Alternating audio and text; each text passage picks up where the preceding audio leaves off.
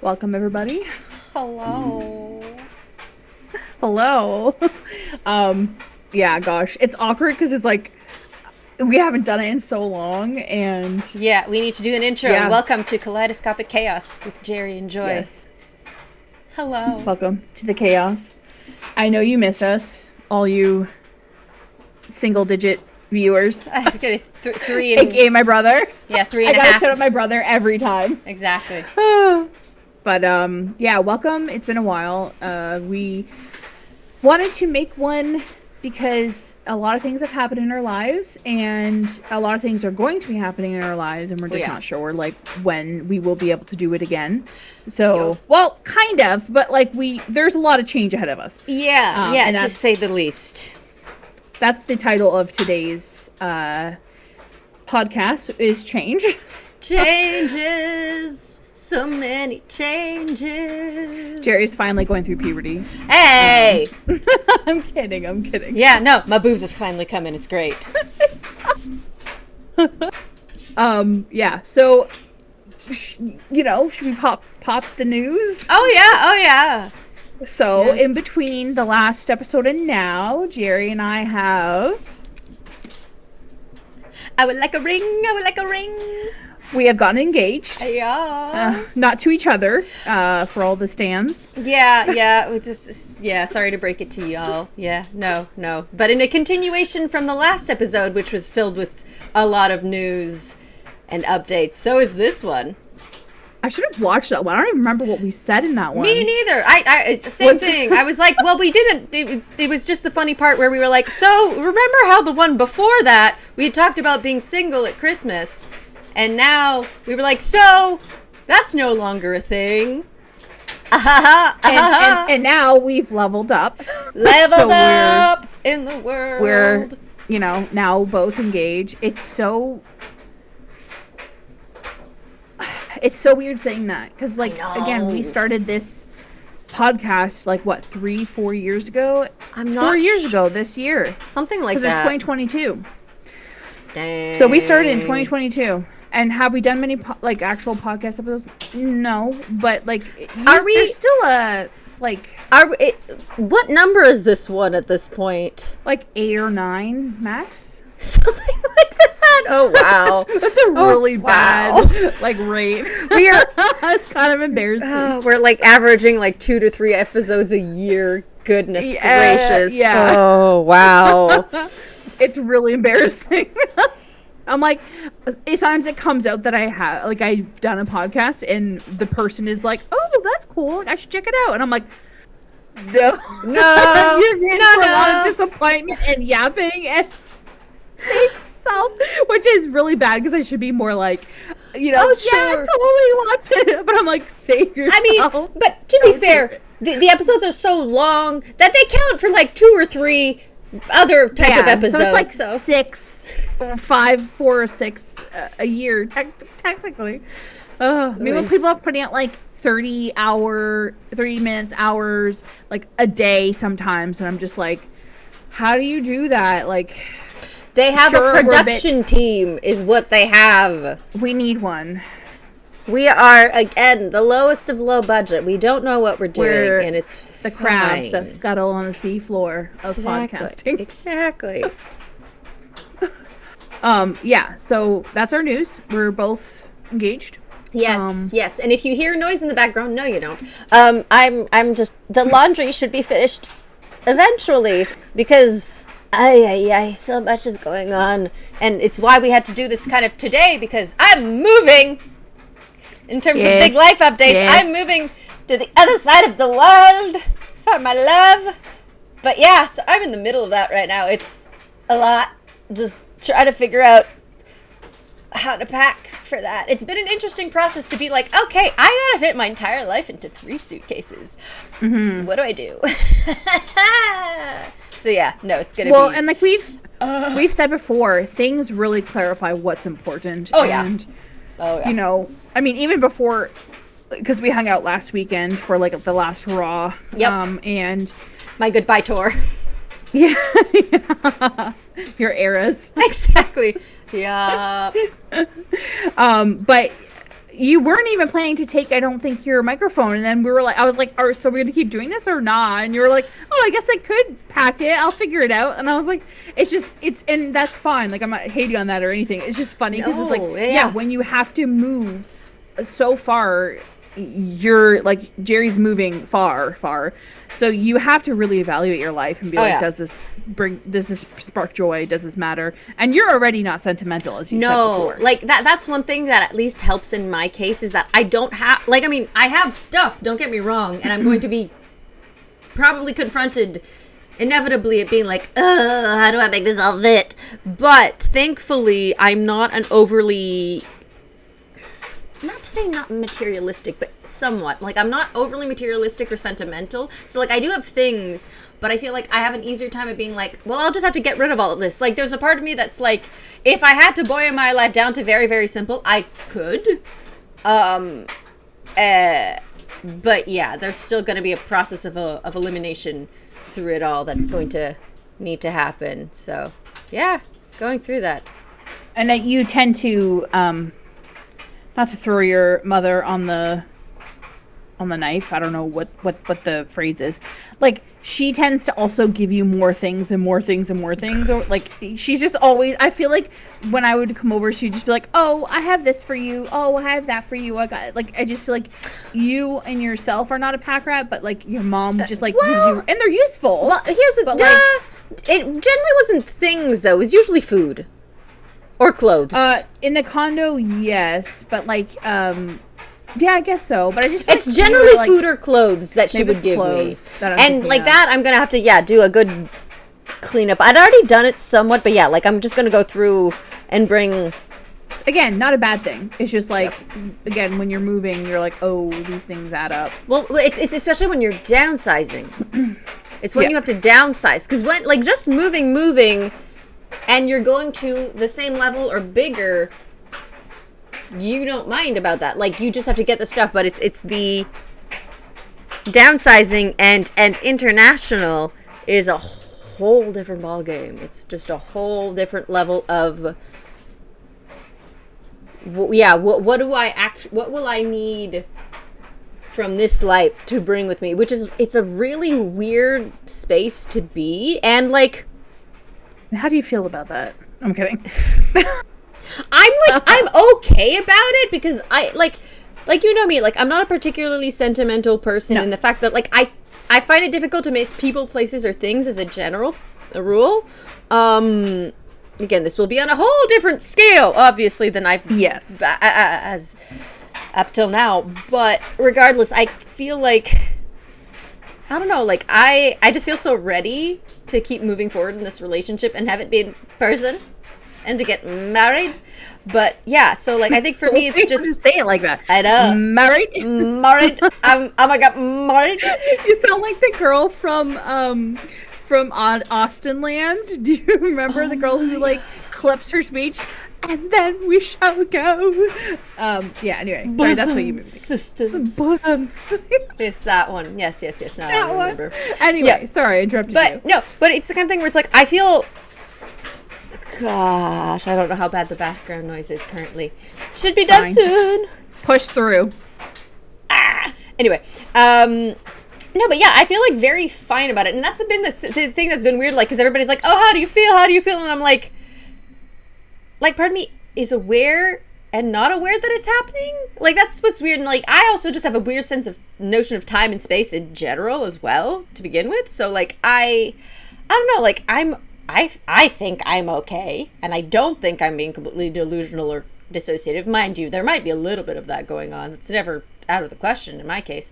But like, But you don't hold on to places really and people really. Like, sure, you'll miss your family, but yeah, there is online, like, you're not the kind of person who like will look down on like texting or calling people to catch up. Like, you know what I mean? It's not. No, and I mean, I've been someone where like even prior to that, like in terms of just relationships and keeping up friendships or any types of just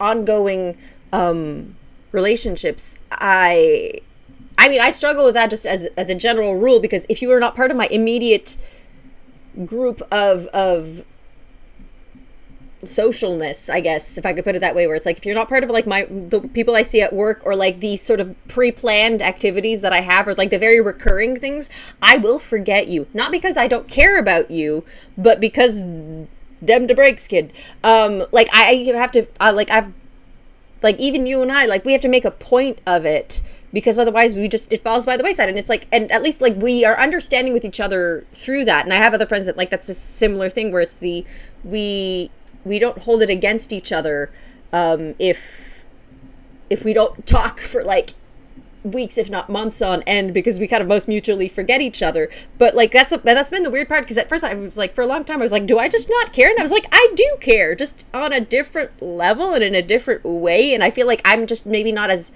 that I'm not emotionally tied, but it's just I can move from like just different from place to place. And I can call home, like home to me can mean a lot of different things, and I don't need a lot to call something home, or to call like my people kind of thing, where it's just like I like so far, and like maybe later, and again we're still young after all, and with time I feel like sometimes maybe that becomes harder to do. You get a little bit more set in your ways, or you're a little bit more like beholden to certain places or things and people, potentially. I don't know. I also feel like, though, and I think what you have, it could be a con, really, where you don't get attached to people or places, but I also think it's a good thing. A pro is that I do think it's good to not be clinging too much to the past. And I'm not saying that you're like, oh, that was my past, like we're gonna move on quickly. No. But I just forget. Is like I've moved from like multiple cities over the years. My family moved a lot when we were kids. I just have a lot of people and contacts in different cities that I've been in, and some of them I was saying to you earlier, before we started recording, I'm tired sometimes of how many people text me, and I'm not trying to be like complaining, because I know that like I have people who care, but it's frustrating, because it's like, at what point, like I knew you 10 years ago, at what point do you just let me go and like just let the friendship pass into, and if we see each other, cool, if we like each other's stuff on Facebook, cool, you know, I just, it's like, at what point do you have to keep all these people around you? Oh, absolutely. And like my mom is like, I don't know how she's retired. I know how she does it. She's retired, but like she has contact with people from cities and cities ago, and I'm like, I just don't care. And so I'm like, I think sometimes like it can be bad. I'm not saying you are. I think sometimes people can eschew connections because they don't want to bother. I don't think that's you, though. I think you're just like very practical and in the moment, and I admire that, because for me it's like I feel bad, so I talk to these people, and I like, but sometimes like I have someone who messaged me 10 weeks ago, I just saw on Facebook, and I haven't responded yet, and I'm like, oh no, and this was an old friend of mine, and I'm like, I feel bad because I like her, and I care about her from like the past, but also our lives are going in two totally different like ways, and so I have no like animosity towards her, but I also don't have any interest really in making that friendship the same as it was before, because I just can't. Well, and then if I'm trying to, and I will be moving down south more, so like into the US, so for me, I'm like, I want to, you know, find a church there, make connections, you know, do things with my future husband that like will start new relationships with people, because, and if he watches this, I'm outing you, bro, like he needs to make more friends in real life and not just online. And same for me. Like, I'm not shading him only. Like, we both are very online because I've moved a lot and his friends moved away. And so it's like, and I want us both to get involved in church and friends and, you know, go do things. And so, like, to me, that will matter more is what we're doing in that moment and the people that we meet, and maybe couples and families and stuff. And, like, obviously I'll still talk to people up here. You and I damn well better talk, like we're ride or die at this point. But I was gonna say we do not wait for months to go by. We do keep up with each other pretty well, so I'm not worried about that. Well, exactly, minimally. But I think, and I don't know about you, but like, because I think it depends how you are in terms of like just your social need or your social battery. Like that's just it. Like I have a very poor social battery and I have a low social need. So like for me, it's that it's very quickly filled with just my everyday things, and especially well now I'm off work because I'm in the process of moving. But like I have a job where my whole thing is talking with people. And so like, and having colleagues, like just so I get Right. social interactions on the daily. And then between, you know, if I have like women's group at church, or if I see if like talk with a friend during Worship the week. team. Exactly. Worship Like- team or youth stuff, or like just like hanging out with friends. Like even if that's like 2-3 things in my week, and I get like I'm more than set already, or like at one point I'm like, okay, it's enough. Like I cap, like I I'm cap, still recovering. well, exactly. Like I cap really early and quickly, so it's not like I have a lot of excess social energy to input unless something seeks me out. Like that's just it. Like if something seeks me out, then yeah, sure. Like I'm generally very good like responding or whatever, but I will not seek it out myself because I don't feel it. Like it takes a lot for me to feel lonely or be like I need people, and like usually that's because again it's a very long dry spell, and or I'm just hormonal. Like it's like they're very specific places where I think for me like that's where it feeds into just in the long run, where it's just it's and it's not like I'm looking like to replace people, but it's the kind of thing where it's just I found what I need to fulfill that need in the here and now a bit more so potentially. And again, and mind you, like there's different levels of social, because like work, but like having deeper connections and deeper talks with certain people, because after a while you're like, okay, this is just superficial. It's like we need the good stuff. But you know, and now especially being Let's talk about trauma. Exactly. But and now also being in a relationship, because I feel like that was one thing that I know in the return to celibacy that I'd found more difficult, because it's the kind of thing of, again, like my social need was generally like fulfilled, but that is a very specific type of like social need that is not, there's no really alternative or equivalent to it ultimately.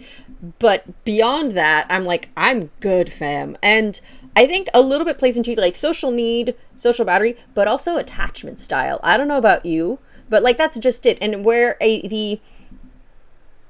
like I feel like for the most part I have a fairly healthy attachment to things. Mind you, I might be slightly avoidant, but for the most part I feel like I have a fairly ish healthy level of attachment to things, where, or at least I definitely don't have an anxious attachment style. So that's just it. Where, so like, that's like, I think, yeah, I lean towards maybe like decent or potentially avoidant in the sense that, yeah, like just the cutting off of things sometimes, because it's like, oh, it's just easier that way. Like, or just, 100%. again, either in a practical sense or in a just to help deal sometime with the rejection sensitive dysphoria, you're like, this is fine. So like there's a way of sort of like, it's a coping mechanism, obviously. But point being is that for me, it just means that I'm much easier with like just cutting things off and moving away from things, and I'm not feeling hurt by it, or at least not feeling it too bad. I don't know.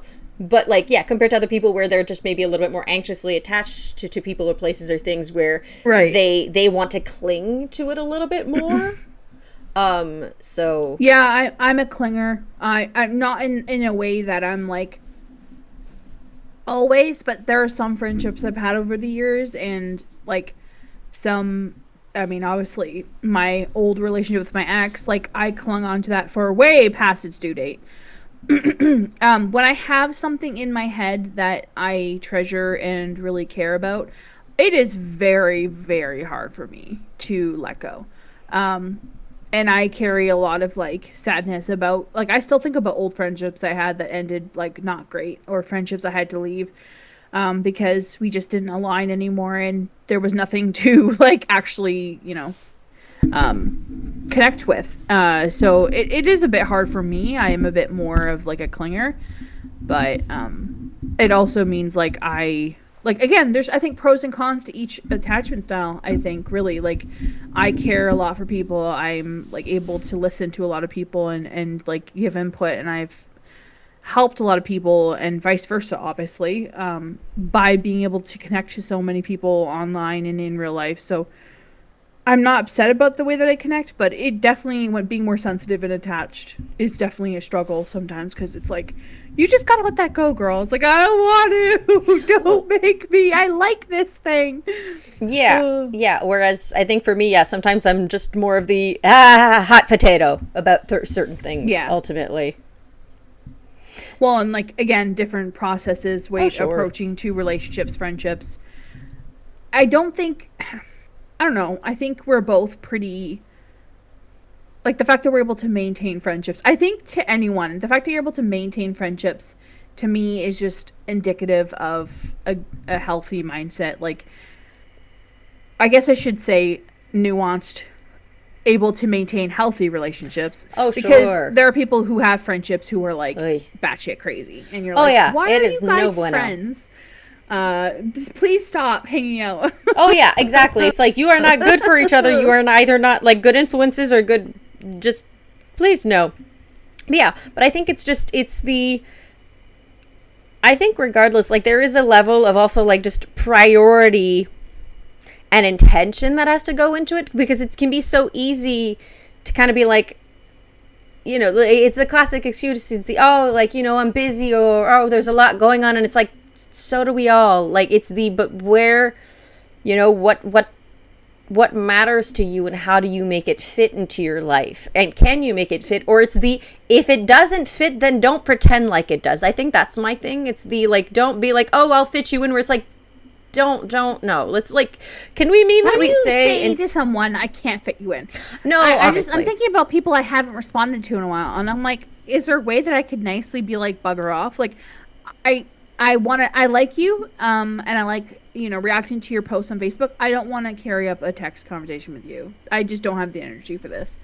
I just don't know how to tell them, and then I end up being like avoidant. I think that's where I get avoidant, is like, well, and I think, I mean, it all depends on how the other person seems to be reacting to it. Like, do they say anything about it? Do they seem to, like, be bothered by that fact? Or are they okay, like, with whatever status quo you seem to have, which is them answering quickly and you responding at some point? Like, the guilt is heaping on.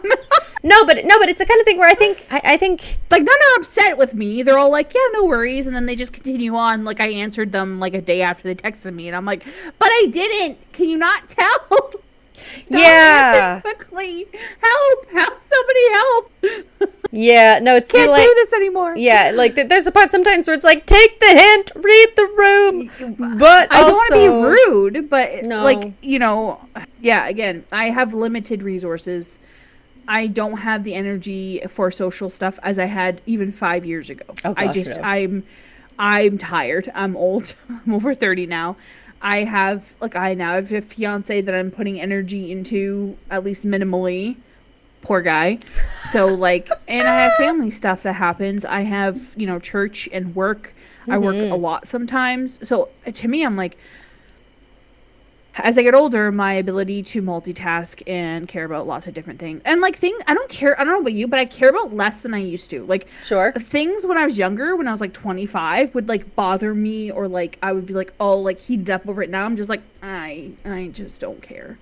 Oh yeah. I don't have time for this. I gotta go make dinner and exactly and game. The important stuff. Yeah, the important stuff. Exactly. Anyway, okay, no more tangenting. So we figured that we would like talk about the changes in our life, and what's coming, and just kind of I made some questions, and Gerry and I are going to kind of go through them and hopefully not yap on too long, as we want to do. Mm-hmm. So I will ask the first question. Sure, go ahead, because you're the one who has the in light of, us being engaged, and yes, we're engaged. In case you didn't hear. No, I'm kidding. But in light of that and all the changes, so Gerry is moving to another continent and country. Oh, I'm moving to another country. All these visas and moving plans and, all that stuff. How do we decide on or make big choices? And this feels like a kind of general question, but do you have any thoughts about that? Well, I mean, here's the thing. What's funny is that I feel like up until this thing, quite frankly, I didn't. Because, I mean... Zesty. Like, I mean, yes, but also no, because I am risk adverse. I'm not necessarily change adverse. Like, I don't necessarily mind change, but I don't like big changes. I don't like big moves. I'm not a very daring person. I'll just put it that way. Like, I'm not very daring. I'm not very adventurous. I have no sense of adventure, which again, the irony of this all, where it's like I'm moving to just literally the other side of the world. Exactly. Yeah. Like it's so funny. Exactly. But so it's the kind of thing where for me, without saying that this is out of character, but kinda. Like, that's just it. Like, this was not... it is. Like, this was not on the bingo card. This was not the way I was expecting this to go. I'm not mad about it. But, like, had I... Like, I did not necessarily seek this out more than it found me, I guess. You kind of sought it out. Yes, but not... You slid into its DMs. Listen. But... Yeah, like, You're asking for it, Gerry. But no, but okay, right. But it's a kind of thing where like like this wasn't, like I have like I have colleagues where like I have one that again who's also ending up in New Zealand. It's quite funny, but like she chose this. She's like, yeah, I'm just gonna go like on a whim, like just going for like a year and she'll be back eventually. But there's a kind of part where like versus like me literally uprooting my life and moving like not looking back. Exactly, like there's a distinction, but nonetheless, where it's like I have a reason to do that. And, like, this is what I tell people where I'm like, I have the carrot on the end of the string. It's a far one, but I need that. I'm an externally motivated person. I don't tend to do things just for me or for the sake of doing them. So, like, for me, like, big decisions. And probably would have taken a man to make you do that. Like, oh, yeah. Nothing short. To be, like, misogynistic or something, but like at this point, same for me. Like, why would I go move across the world unless it was for a dude? No, like, well, exactly. Like, unless I had this huge opportunity that, like, it would have taken that or some sort of wild opportunity that dropped into my lap, but not something that I necessarily would have like personally sought out. What exactly? Like, that's just it. Where it's like, yeah, but for big, but because that's just it. And I'm like, again, I'm not a very risky person. I'm not a very spontaneous nor impulsive person. Quite the opposite, actually. I have trouble executing executive dysfunction. Well, that's changing now. Oh yeah. So many things to do. The list never ends. But so for me, making big decisions just takes a lot of time and decisions and just thoughtfulness into it. So I think for me, there was like a level of, again, critical thinking and just seeking out different people or different sources on like, does this make sense? This does not make sense. And I think for me, like, I need a sense of peace to be able to move forward. Like, if I feel unsure about something, there's a chance I'm going to dig my heels in, like, before trying to do anything. So, like, and God knows me very well, where it's the kind of thing where it's like, I need a big old neon sign and a red carpet rolled out in front of me and be like, go this way. Now, come on, chop. Do you know the way? Exactly. Like, but that's just it. So I need those things in order to make decisions because, like, indecision is a problem. Well, and on the plus side, you have a partner who is really able to help you with that. I Absolutely. think that's why it's good for you both, because like you can tone him down a little with his spontaneity, and he can tone you up a little with your decision or help you in making that. And like, that he wants the best for you and the best for both of you in this situation. Exactly. So it's like, it's not where he's trying to take advantage or coddle you. It's like, okay, like, what's the best path for us? And here's some ideas. And you can be like, yeah, okay. Exactly.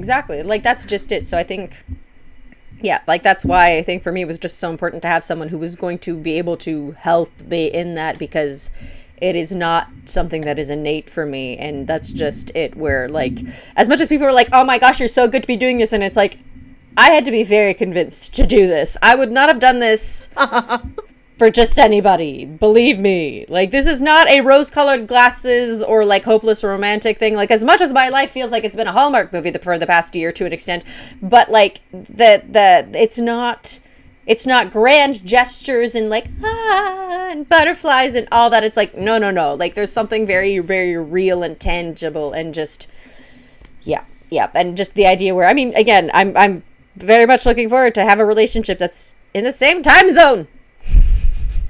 My gosh. Please. I'm so excited. You're going to have like shock when you're like not, hours and hours behind him. Waking up at the same time, being able to say like good morning and good night at the same time. and it'll actually be morning and night. It's wild. I just... I'll just be going back an hour, so... Exactly. Not... I think I got the long end of the stick, really. For that, yes, absolutely. Which In is probably terms of- why you're going slower at it, too. I'm like... Although I can't say... I love my fiance, okay? But I do not love where he's located, so I'm like... You love your man? I keep saying it. I do love my man. But I'm not a fan of where he lives. And it's not. And I think that's where, like, you and I are also different, where it's like, I'm moving to a beautifully gorgeous place. So I'm like, it doesn't hurt. We kind of have a switcheroo. I don't know why I did that phrase. Like, Joy. you know, we have a switcheroo where it's like, you know, you have the time zones and stuff and the distance, but you also have a beautiful area you're going to. And whereas I'm like, we are going to move eventually, which... Yeah, exactly. For you, you're like, this is the start. But yeah, that's why I'm like, how do I decide in making big choices? I decide what I want, and then... But yeah, but that's just it, is that you, again, you're much more decisive, and you're the dom in your relationship. I don't know if I should say that out loud. I'm not agreeing. No, we do have, like, I will say, I can make myself very, like, clear what I want. Like, he listens. But it isn't just, like, me railroading. Do we end up doing what I think is good or what I want? Generally, but it's only because he also doesn't mind it or wants it too. Like, so it's hard because it's like, I feel like that makes me sound controlling, but in reality, like, there are things that he does for himself and for our relationship that are completely independent of me, and I don't have control in those situations. Like, he's heading up the visa side of things, and I've put that, like, on his plate and been like, okay, like, you deal with what we need, let me know what I need to do. So, like, there are things where, and, like, I respect him and his knowledge in certain things, like IT and... IT, no, I'm kidding. No, I'm kidding. He's more of a hobbies and niche kind of person. He has so many hobbies and, like, just does not finish any of them. So it's like jack of all trades kind of guy. But he's the kind of guy to be like, oh, this needs, like, when I was there visiting, he bought a secondhand dishwasher, and it was like a Bosch, like a very, like, high quality, it's like the best dishwasher you can get, and it was like $100, and the only reason that they, like, sold it was because the handle broke, and so he 3D printed off another handle to fit. So he got, like, a basically brand new dishwasher, super good quality, for $100, and then just three. So he's very, like, practically, like, he loves using his 3D printer too, actually. So anyway, I'm just gushing it. The point is, making big choices. I do know what I want, but I also ask family and friends. I will, like, it's very much of, like, I do have I think this is the right way, but I won't typically do, like, and I'm saying big choices, because obviously, like, oh, what do you want for dinner? I can just be like, I want Chinese. Like, it's not hard. Yeah. But, like, big choices, I don't think you should ever be making those totally by yourself. No. I think you do need people to input, whether it's, family, friends, church members, randos you met online. No, and I think you're, like, I mean, I don't know to what extent, but, like, I feel like you're maybe a little bit more amenable to input now, maybe compared to, like, before, with situations, or, like, people being like, I'm not so sure about this. But I mean, again, it also depends who does and how. I think I've mellowed a little. Yeah. Well, and that's the other thing I was going to say. If you're, like, I would take any input from, because we've, like, proven trust between each other over the years. I also know that you don't have an agenda. Like, I can sniff out, no, it's not funny. It actually pisses me off so much. If you talk to me and tell me, oh, I think you should do this, I can sniff out your agenda a million miles away. Shut the heck up. I know why you want me to do that. You know what I mean? Or don't want me to do that. It's like, of course you don't. Yeah. So, sorry, I'm getting heated. But I'll be surprised. I don't like when people, challenge me or, bring thoughts to a situation, and I can tell it's because of their opinion about me or or the situation. I'm like, you're of no help because like you're not objective. You're being subjective right now based on what you think I should do, not what I should actually do, if that makes sense. Oh yeah. Like sometimes my parents doing, like, sometimes I guess that's sorry, I'm all over the place. Sometimes you go to your parents, sometimes you go to friends, depending on what the subject is. I think that's what would the nuance would be, is like I don't go to my parents to ask advice for everything. Because then my mom will freak out or get super anxious, or like, you know, she'll get really like controlling. And I'm like, I don't want you to, like, I'm 32. I don't need you to take control. I want control. But there's some things where my parents are super wise. Like I talked to them a lot during my relationship because I had a lot of like anxieties and like, you know, trauma from my past relationship. So I needed to know, like, am I crazy? Is this okay to feel this way or not feel this way? So yeah, I talked to them a lot about my relationship. So yeah. Yep. Do you want to read out question 2? I need to pull it up though, because it's probably easier on your end. I just okay, I can do it. I just didn't want to like cut you out and be like, I'll read them all. See, I'm amenable to working as a team. Growth. Progress. Oh my gosh. Maturity. What? Okay.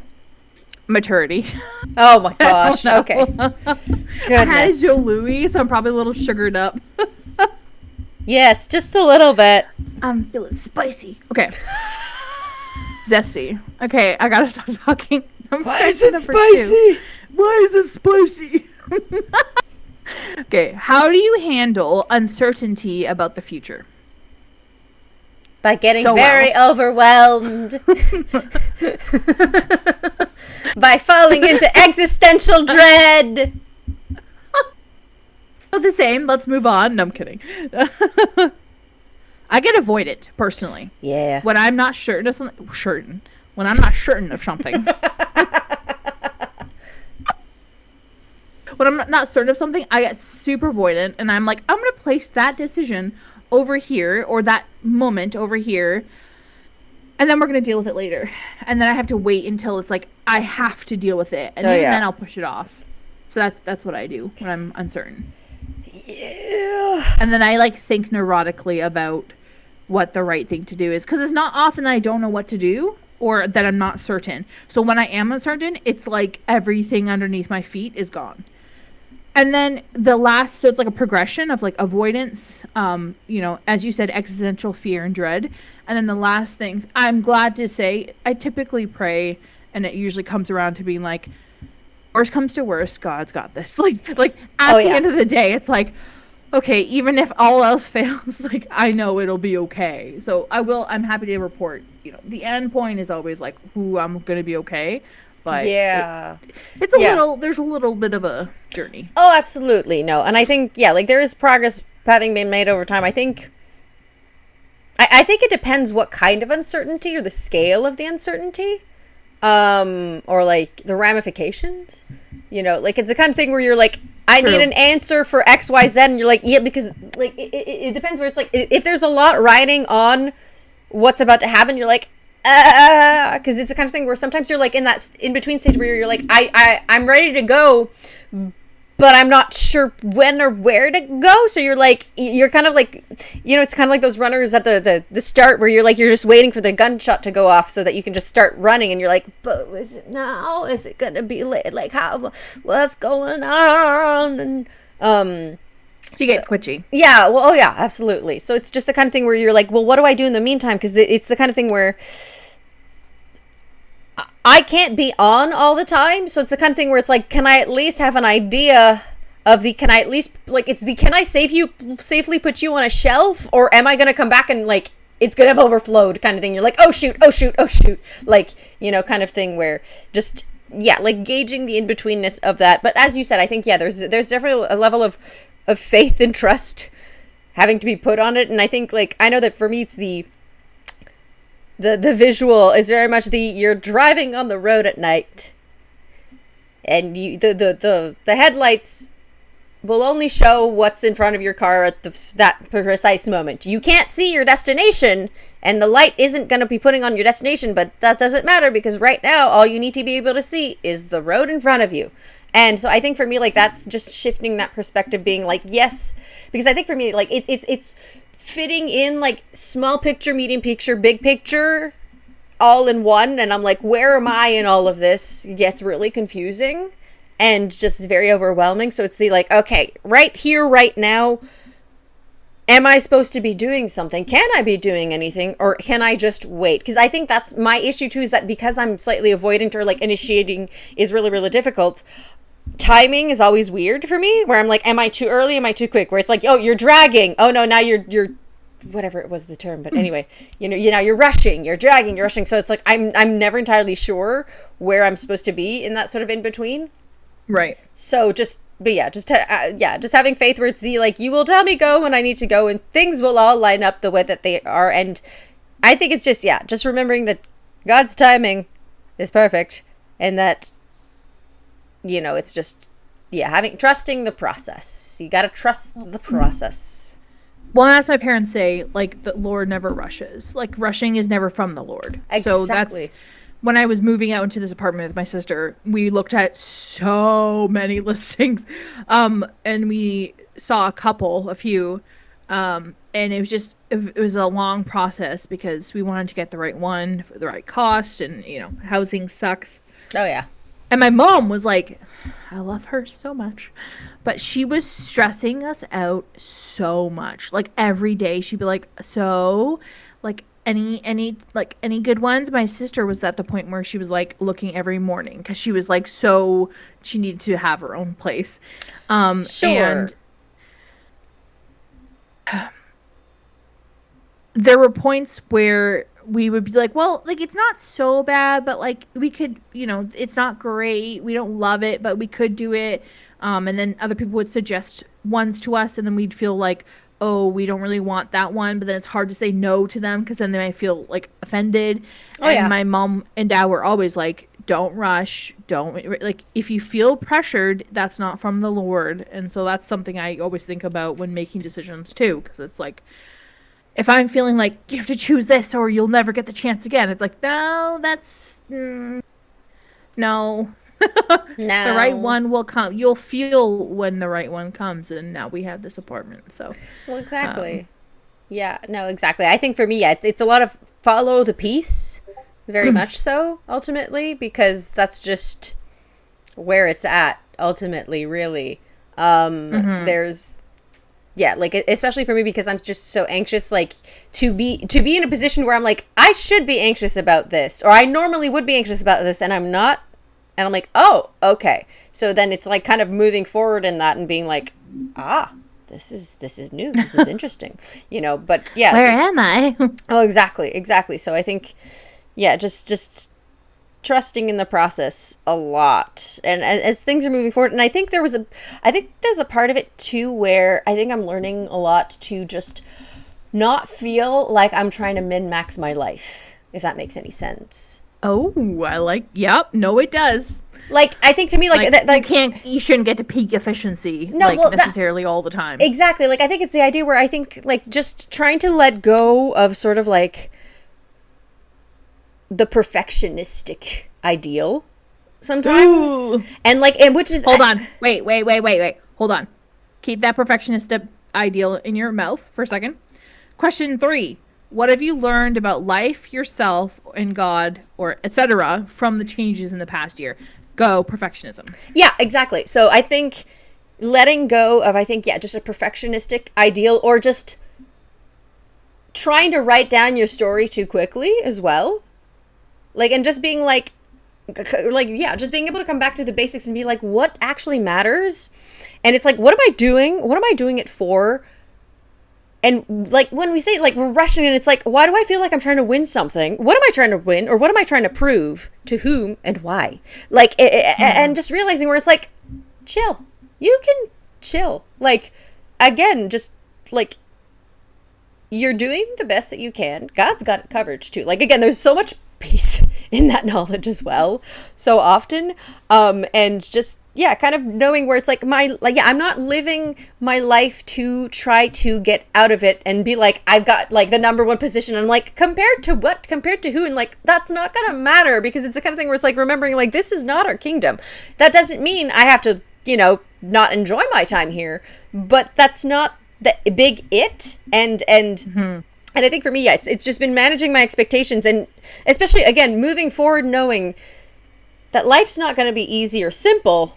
I'm choosing a life for myself that going forward, things will never be simple and easy again. Not that they ever really were, but I'm like, this is next level complicated. This is international level. We're adulting. Oh gosh, this is going to be interesting. And yeah, but like, so it's the kind of thing where I'm like, okay, we are reaching new heights in complexity.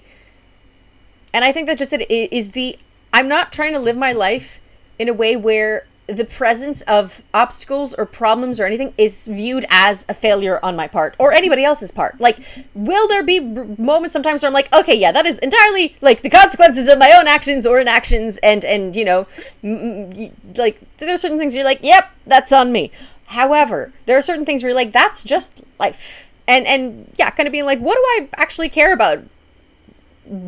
Carrying and doing with this life of mine and making of it ultimately, and being like, what does a good life look like, and what is a good, like, the timeline on that. And just there's a part of it where it's like, it's very personal, and it's the kind of thing where I feel like it's on each person to be like, I'm happy with this life that I've created for myself, or that I've been at least gifted and being able to am creating. Yeah, exactly. Right? Like, it's in process. Oh, absolutely. Yes. But like the opportunities and just the different things that I've been so gracious to be able to currently have. And like, I think there's a lot of gratitude to have in all of this. I think also is just not getting cocky, not getting arrogant about it either, and not getting too ahead of yourself.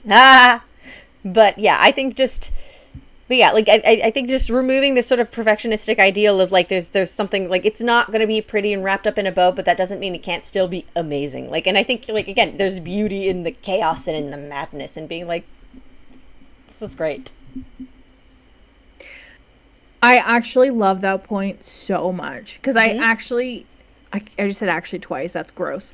I have severe perfectionistic issues. Like, my family struggles with OCD, at least the traits, if not the actual OCD itself. Like, there's quite a few of us who struggle with like OCD stuff, and also when you're like super like worried about getting hypochondriac. Sick, yeah, we have quite a few of those. Like, we have a lot of, I mean, who doesn't at this point in life? But we have definitely like OCD, and I know I have some tendencies. I don't know if it's like full on, but they're like, to me, it's like, if I can't do something right the first time, or if I can't do something right the whole way, like, or something is wrong that I'm doing, I just want to throw it all away, or I just like lose the interest or energy to do it. And like, that's part of why I struggle so much with weight, is because like, if I can't approach losing weight the right way enough that I'll never come back, I just don't even start. So then and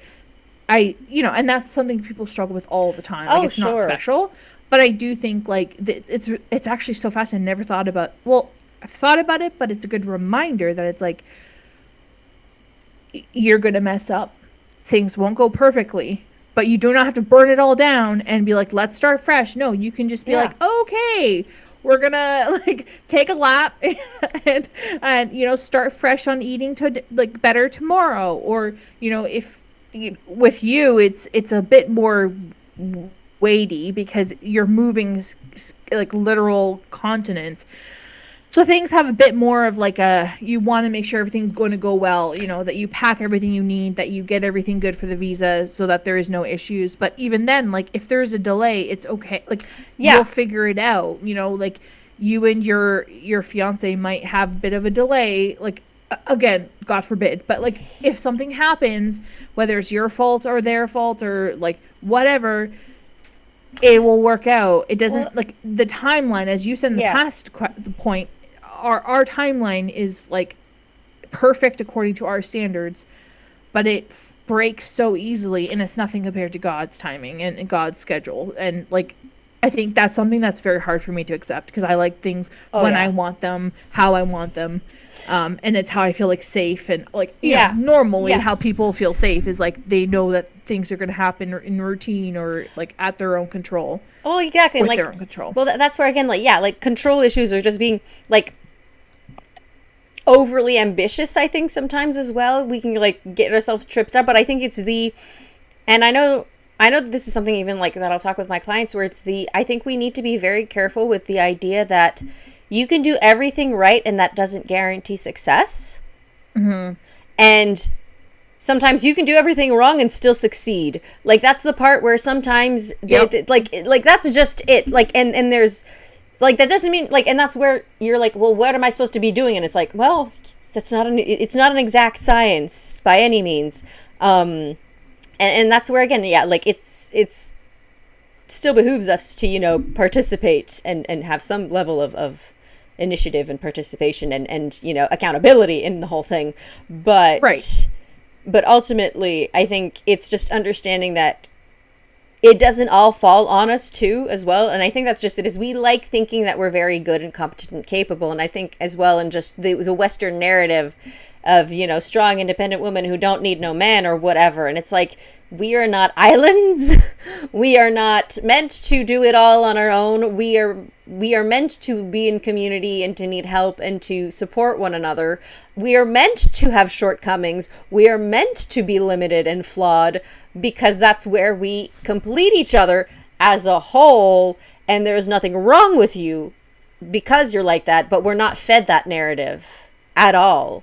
Quite the contrary. And just the feeling that, and I think for me also, it's the idea where I don't need to always live up to my potential. I feel that's another really big one that I've struggled with for a really long time, as someone who's technically very like competent and capable and intelligent and whatnot, and just kind of being made to feel where it's like, you need to live up to your potential, which what does that even mean? What does that even look like? And see, what if I don't want to? Huh? Like, you can be good at something and hate it. Like, it's the kind of thing where, you're like... Yes, ma'am. Yeah, no, but it's the kind of thing where, like, you look at just cars. You're like, my car could probably go over 200 kilometers an hour if I wanted to. However, laws dictate that that's not the speed at which we drive, because it is highly unsafe to be doing so. And it's the kind of thing where, you know what? My car will never reach its full potential in terms of speed. But that's fine. That's totally fine. And probably not a totally bad thing. No, but that's just it, where it's like, and you know what? That's fine. And what about it? And like, if you can apply that to yourself, you're like, hey, I don't need to be 100% all the time. That's exhausting, and it's not sustainable, and it's not reasonable. And you're just going to make yourself miserable trying to attain a something that is super unclear, super vague. And especially, it's just, you're setting yourself up for disappointment for every single time that you can't achieve that, ultimately, rather than just being able to recognize the growth and the things that you are doing and feeling proud of yourself for the things that you do accomplish. I think you're right in that you should seek to grow, but I mean, you don't have to grow all the time. I feel like, especially as a Christian, growth comes to you whether you want it to or not. So to be like constantly going out of your way to like improve and grow and get better and like achieve, it's like, okay, like, good for you, but not everyone needs to be like that. I mean, I have friends who were like, and friends in the past who were so overachieving, and it's like, you know what, I don't care. Like, if you want to do that for yourself, if you want to, even my own sister, it just can't sit still and is constantly has to be doing something like cleaning or like doing, like being productive. Like, I'm such the antithesis of that, where I'm like, I'm so lazy. I'm like, to me, it's like I have to push myself to do things productive, because I'm like, I'd rather game or like talk to people or like, do whatever. But, on the other hand, she's like an overachiever who like just struggles to sit. Like, she struggles to just sit. And I don't think her or I are particularly in healthy places. So I think somewhere in the middle of like, can you achieve? Sure. But do you have to achieve? No, Well, yeah. And I think it's also just knowing what you're working with and being, just honest with yourself, where it's like some people, like, they have the capacity for that. Like, some people are just have a lot of energy. Some people just have a lot of energy, and I'm like, kudos, good for you. Yeah, I don't. I really, really don't, and I have to be very, very careful and mindful of energy management, or else I will burn out, or I will just not feel good. And it's just, yeah, I like to be able to keep it sustainable. I have to be very, very mindful of that, because or else it's just, yeah. But that's just it. Whereas, like, for some people, they have more to work with, I think. And I think that's where sometimes, like, without meaning to, we can become a little bit ableist, I think, sometimes, in that, where we're like, not everybody's playing with the same deck. Like, we're not all playing with the same, you know, just either physiological and or cognitive or mental capacities or intellectual capacities. We don't all have the same opportunities. We don't have the same wealth. We don't have the same whatever. That just, there are a lot of factors. Like, there are some factors we control, a lot of factors we don't control. And, you know, it's how do we navigate all of that isn't simple.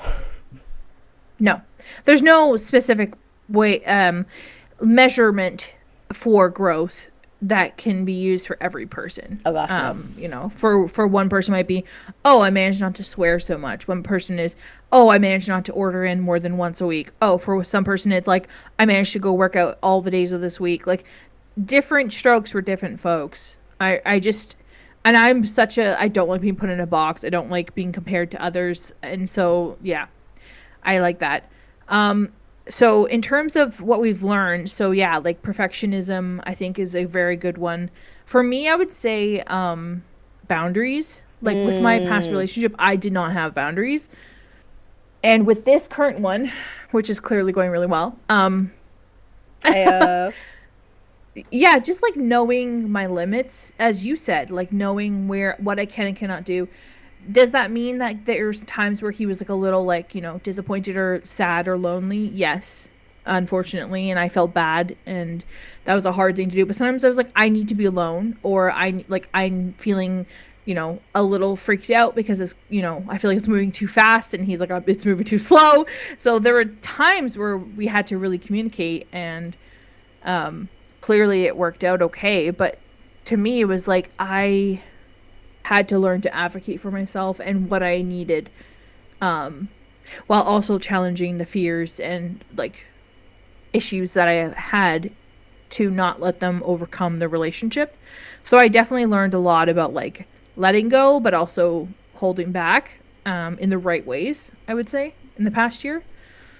And there are still times where I have bad impulse control, and I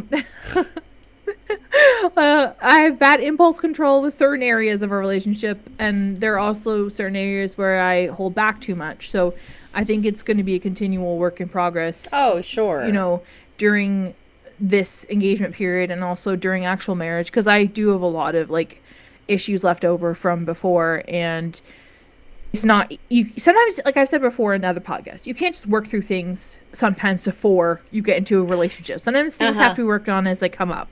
Well, so I'm not perfect. I'm not, like, you know, all put together, but I have confidence that, like, in our relationship moving forward, you know, when things arise, we'll muddle through, you know. Well, to that point though, because I wanted to add on where it's like, I agree exactly, like, boundaries are something that, yeah, like, definitely needed to navigate, like, with that person, and with family as well, also has been a very interesting one. And but like you said, where it's like, you can't figure certain things out in advance. And I think for me, it was also just boundaries, but also, like, state of relationship with different people, and just acknowledging where it's like, oh, our relationship is going to be weird right now, and there's nothing I can inherently do about it at this specific moment in time. What do you mean by weird? Like, let's say with my parents, where it's like, for me, there was a period of time where I was like, oh, my relationship with my parents is going to be a little bit odd for the foreseeable future, because I can't give them the level of reassurance that they would want, because I'm also, like, again, like, we coming back to the uncertainty, where it's like, there was a period of time where just the plan was very unclear, because we were still throwing ideas and waiting on things to happen, and or just, you know, just slowly but surely doing things, which, again, were probably slower than they were wanting, or seeing things. And, like, again, it was just knowing where it's you're wanting for something from me that, A, well, A, I'm not sure that I can give you and that that's actually realistic, reasonable, or it's the, I can't give that to you right now, at the very least. And it's the, I'm sorry, you're going to have to stay in whatever weird feeling you're feeling right now, but I can't fix that for you right now. So, que sera, sera. So, like, again, but yeah, just navigating relationships and boundaries and communication in that, where it's the, I'm trying to hear you out, but it's the, at one point, that's no longer a me problem kind of thing. And it's the, like, trying to be mindful of other people, but being like, so there's a trickiness to it all. This is truly like one of the first, again, I'm sure there are other times maybe smaller, but I would say this is the bigger time in your life where you've actually made a decision as an adult outside of necessarily their comfort zone. And are they like totally against it? No. But, like, are they totally comfortable with it? No. So it's like amazing on my end to see you growing in that way where you're like, oh, this sucks, because I really don't, obviously you don't enjoy them being uncomfortable, but you're also like, it is what it is, because I can't do the work for you, is what you've said to me before. Well, exactly. Like, I have to focus on all this stuff over here. Yeah. I don't have time and energy for you over here, because look, you got to figure it out. Well, exactly. And that's good for you to grow in, to be able to like, I'm done. Like, I can't do anything else. Well, exactly. Like, that's just it. And yeah, like, but like you said, like, just the advocating for myself in all of this. But yeah, and I think it's just navigating just the natural progression of different dynamics and relationships over time, and being like there was an aspect of this that was bound to happen regardless of what kind of relationship I entered in. We just went on hard mode.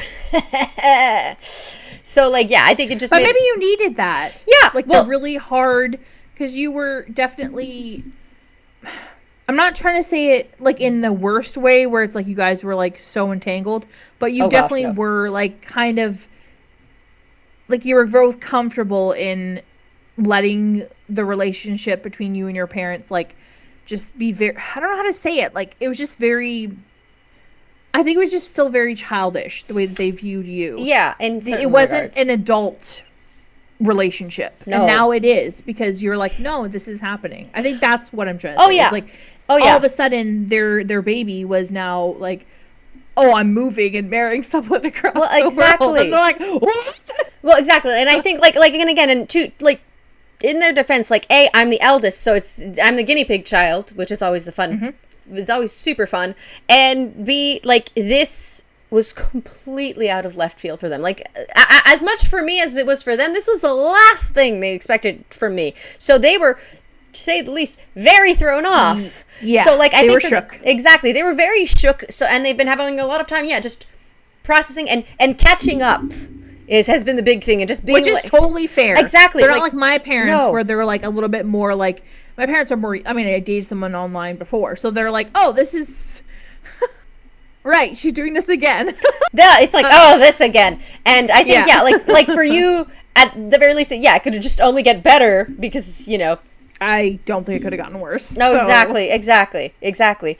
But I think no, that's it could have. But yeah. But as you said, and I think it's just for my parents, it's navigating the like, and my mom has already said it before, where she's like, it's weird being the parent to an adult. Like, it's really weird. And especially like for parents like mine, where like they're very, like, they've always been very, very involved. And my mom especially is very mom in her nature, in her personality. Like, she just exudes and embodies mom pretty much in every area she ends up being in, or like any, like, just any environment, like even at work or whatever, where like she just embodies that very well, a little bit too much sometimes, but that just means that she tends to be very, very involved, and she's a very, very very go-getter, very good at organizing and planning, but she can be a little bit overbearing, or just, again, a little pushy, especially in certain things. And it's like, whoa, time out. Like, this still has to come from me and be mine, because this is my decision. It's the, I can use your help, but it's the, I'd like to be consulted in regard, matters regarding me, ultimately. Weird. Where, but so weird. But yeah, and it's the kind of thing where I think, for them, it's just navigating the fact where it's like, I will be making my own decisions.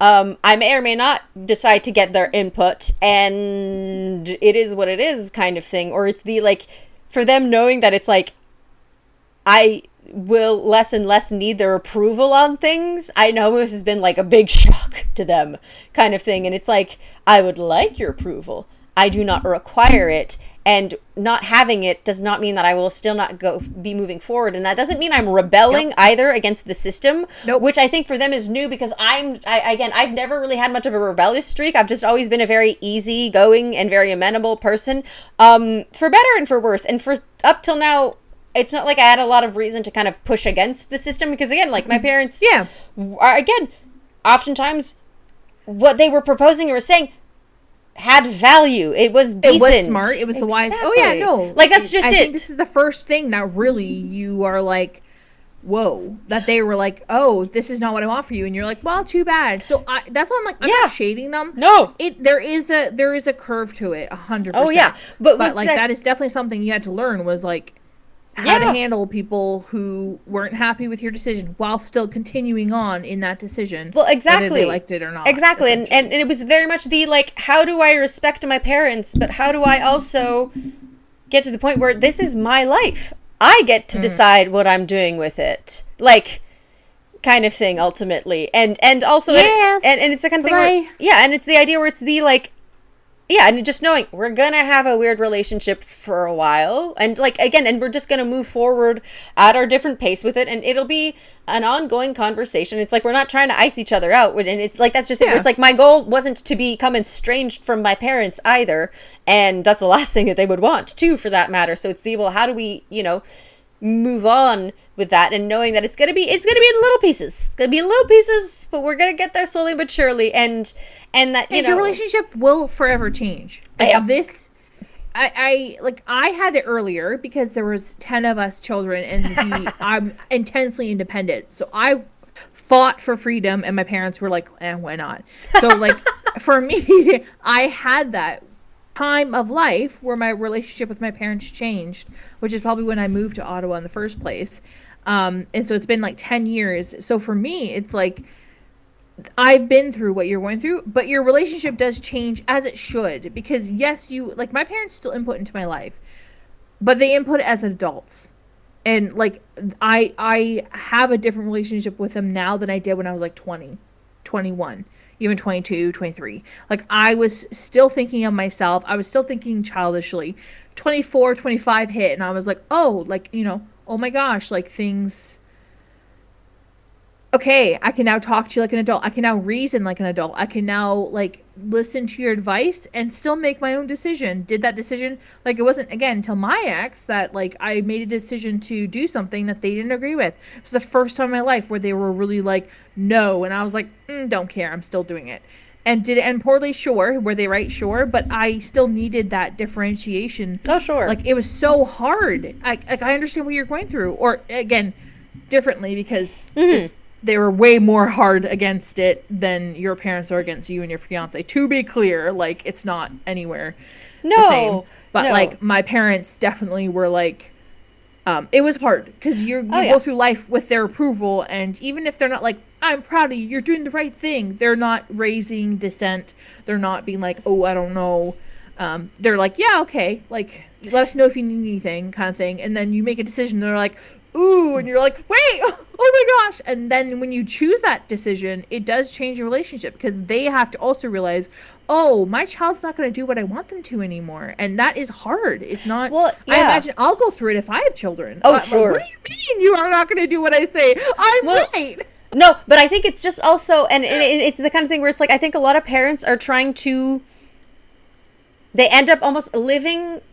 There's a level of like vicariously, and not necessarily vicariously, but it's the, and I feel like I've heard this from different parents where it's the they kind of feel what they think their kids are going to feel beforehand, so they're like, oh, don't go do that because that's going to make you sad, and it's like, well, and it's the kind of thing where it's like A, you don't know that, and B, even if you're right, that doesn't mean they still shouldn't do it, because we grow from those things, we need those experiences. So I think it's the kind of thing where it's the, you're gonna get heartbroken. Exactly. Okay, maybe I need to be. And that's where instead they're like, okay, well, if you're gonna do it, then do it the right way, kind of thing. So like, there's a level of kind of like micro, if not necessarily macro managing, where you're like, you're still trying to keep me from getting hurt, and it's the like, you gotta let me go. You gotta let me. And again, it's easy for me to say that as a just child and not a parent yet, and I'm sure it's gonna bite me in the butt later on in life with my own kids.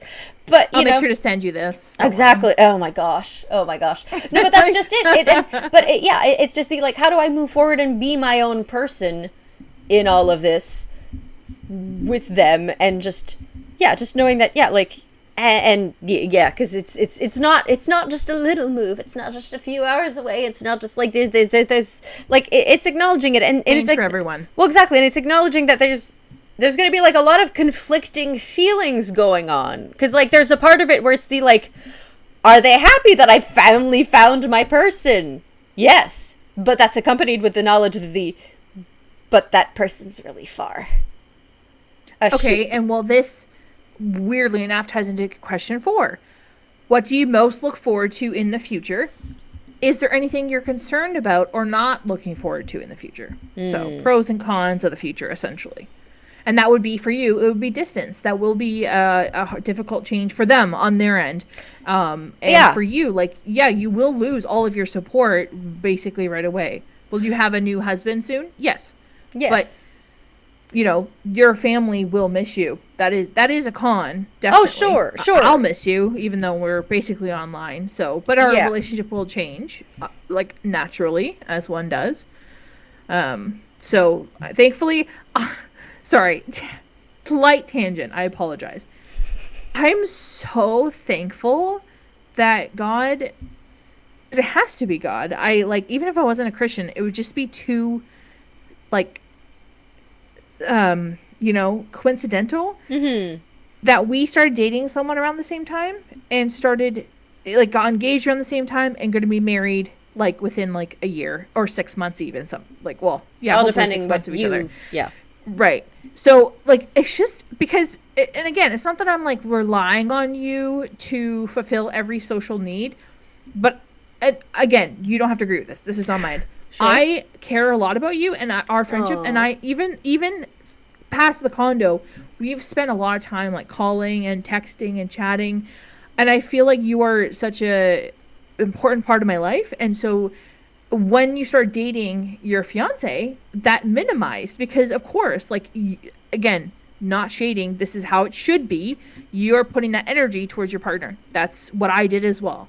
So, but I would have been so lonely if I didn't have someone to be texting. So I'm just sorry, side tangent. Thank the Lord that I found someone and you found someone, because I would have, again, you might not have, because you're a bit different in that way, but I would have struggled, because I'd be like, gosh, sometimes I still am like, oh my gosh, I haven't talked to Gerry in a couple weeks, but at least now I'm like, it's fine, I'll just go text my fiance. I now have someone to fill that hole, but and again, not that we were romantic, but it's just we were very close for so long, and again, we are close, but our friendship has changed in the last year because partners, exactly. Fiancés, well, and I mean, exactly, and I mean, to that point, our friendship changed even before that. I think we went from just roommates to, and they were roommates, exactly.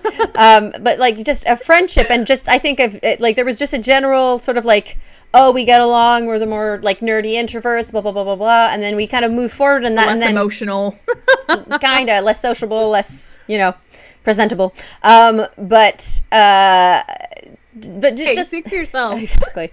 But that's just it, where we went from that relationship to the I became this sort of the I don't know what you would have called therapist? Me. Kinda. I was the therapist after your relationship. They're a friend. Exactly. And then once I had my relationship, we bonded over mutual. Mexico. But we bonded through mutual, I think just failed relationships, and that's just it. But we went from being prior to that people who hadn't really dated much to, again, people who had dated and fafoed and everything, and then just up top. But then but we moved forward, in just we were at that level of the friendship. And then, yeah, I agree where it's like, it's nice that we both found someone at the same time where we were both able to be like, oh yeah, we went in our sad and single. Good? You good? Yeah, we went, we were like, talk to you later. yeah, like we went from our sad single era to our dating era to our like it's nice that we kind of were able to follow each other along in that, even if not exactly timed to like the moment, but it is nice that exactly it was able to fall that way. Yeah, I do agree. I do wonder, yeah, I feel like on both ends, had the other person started dating, I think there would have definitely been a bit of a melancholy, or just a sort of like, I'm happy for you, but I'm sad for myself. Like that makes it harder. Whereas for now, it's I'm happy for you and I'm happy for myself, even though I'm sad for our friendship a teensy bit. Like, but it's not the same way as it would have been otherwise. And I think it's also just the fact that, well, it's good. And I think it's a natural progression, but I think that's just it, where we were both able to, we're able to admit it. Yeah, we're able to admit it, and we're not fighting against it and being like, oh, but I miss the good old days, where it's like, no, we're just as good friends and nothing will change. No, exactly. Things will change. Yeah, but I think it's just, we've gotten to, I think, really enjoy and appreciate every stage of it, and I think that's what's important, because sometimes that's where you get stuck in the good old days and the melancholy of it. It's realizing, but the here and now, it's different, but that's not a bad thing. Or it's if it's bad, like, what are you doing that's making it that way? Like, what happened? What are you contributing to that? Because that's just, I think we held each other loosely too. Yeah, like, exactly. We didn't clutch onto each other. No. And again, you're not a clutcher. No. But for me, I always held this friendship very like loosely, and was kind of like, it is what it is. Yeah. And so there were times where we talked less, there were times where we talked a lot more, and like, as you said earlier, we have been through so many different things together. And same with my other really close friend, who's now my sister-in-law. Like, we've been through so much crap. Like, it doesn't matter how far away from we are from each other. It's a special relationship. And same for you and me. Like, again, but like, sorry to interrupt you, but like, I think it's so healthy, like, go us, that we're able to say, yes, things will change. Yeah. Yes, our relationship has already changed and will continue changing. You know, our communication will probably minimize as the years go on, because you're going to have a husband and probably kids. I'll have a husband and probably kids. Like, we'll have our own communities and will we meet up occasionally? Well, we better. I know, but, like, right? You know, we live quite far away. So, like, you know, and who knows where we'll end up. So absolutely. Like, yeah, but I agree with you where it's I think like that's one thing that a lot of people don't understand. It's hold your friendships loosely but preciously. And I think like it's you can do both. It's the idea where it's like you hold it like you would hold a little baby chick or something like that. Like just something that where you have to hold it carefully. It's so cute. Exactly. Like you have to hold it. You hold it carefully. Yeah. But you don't hold it tight, because you're going to suffocate it, kind of thing, or you're going to hurt it. Like, it's a kind of thing where you have to hold it loosely. Our friendship will die. Exactly. But it's like you have to still hold it loosely and know that eventually it might hop out of your hands, but it's going to come back to you. And it's, but it's, like... It'll be a beautiful big chicken that you can slaughter and eat. Okay. And you ruined it. And you ruined the metaphor. And this is why we can't have nice things. Yeah. I agree. Yeah. So sorry, I love these notes. I just want to make sure that we don't take up too much time. Oh, sure. But like, so I guess looking forward to, well, I'm not looking forward in some ways to how our relationship will change, but I also am so happy that we're, you know what I mean? Like you said earlier, so I would say that's what I'm looking forward to, is the changes in relationships and friendships overall, that I'm sure you and I in our own lives will, you know, your relationship will change with your family and friends here. Your relationship will change, you know. Yeah. You know, with, you know, same for me, like my relationship will change with my family, because I'll be moving down away from them. Yeah, so and I think that's what I'm not totally looking forward to personally, because I love my family being close personally. Like that's, I know you're not as, I know like you're you, that's great. I'm a bit more like, yeah, well, but I think, but my parents as they get older. I'm yeah, like, but I think that like that's the part where it's the way that we experience the things that we gain and the things that we lose, and I think that's the part where and it's been funny. Like people are like, oh, you're just, you know, you're without saying you're throwing everything away, but you're losing, you're sacrificing everything. But I'm like, yeah, but I'm gaining so much. And I think that's the part where it's like, it's the, I don't feel like I'm losing anything. Like but I think that's just where it's like, I feel like the relationship that I held towards the different aspects of my life, again, I held them loosely. I held them fondly, but loosely. Like, that's just it. Like with my job, I loved my job. I loved my colleagues, but I held that loosely in the sense where it's something else is moving me forward. I'm not cutting that tie. It's like, I'm not burning bridges. I'm just closing a chapter, and it's still part of my story. I'm not burning up anything. Like, it's still part of me, and it's a kind of thing where it's like, I'm still carrying all of that with me into this new life. I'm not losing anything. I'm just gaining more. Like, and I think that's why, and I think, yeah, but I think also it's because it's not like I defined myself either by any of the things that were in the here and now, like loosely, but not fully. Like, it's the kind of thing where it's like, yes, I do maybe identify myself like, yeah, like a speech therapist or whatever, but it's not like my whole identity was in that specific job. It's like in the role, but even if that has to change over time, that's fine. But it's the idea where it's like, it isn't beholden to just that. So that can be snipped off and be like rearranged elsewhere. And that can float a little bit in limbo without feeling like I'm completely lost and untethered. Like, there are a lot of different places where it's like, you can cut those off from me, but I still feel whole as a person, and I don't feel like I've lost myself entirely, which is, I think, where some people are maybe a little bit more hesitant, because they're like, I feel like I'm losing everything, or it's just the, like, where am I in all of this? And it's just, I don't know, I feel very much at peace with just knowing that, again, the person as well that I've decided to attach myself to also, I just feel very, very confident in that decision as well. And I feel like for both of us, that's just it. Where I feel like again, it's not going to be perfect, and there will be surprises along the way, and there will be growth, and there will be ups and downs and all of it. But it's just knowing where it's like, I'm still very excited to see where it's going. And I think that's just it, where it's like, I'm excited to be there. Oh my gosh. I'm excited to be there. Like, I'm excited to, again, finally get to date in the same time zone, but in just proximity. Like, and I can't wait to be married. Like, I'm looking forward to those. The transitions, I'm like, hey, are we there yet? But, and especially since I'm like, there's so much to do in the meantime. But, so like, yeah, there's certain things that I'm like, the minutia I'm not necessarily looking forward to. The getting there is not fun, but once you get there, before, shit hits the fan and life goes. Oh, sure. Like, I feel like, to me, I'm on the same boat. Again, not as much as you, but the preparation and stuff, I'm like, oh, I have to pack everything up for like the third time in like the last like 2-3 years. Like, oh, yeah.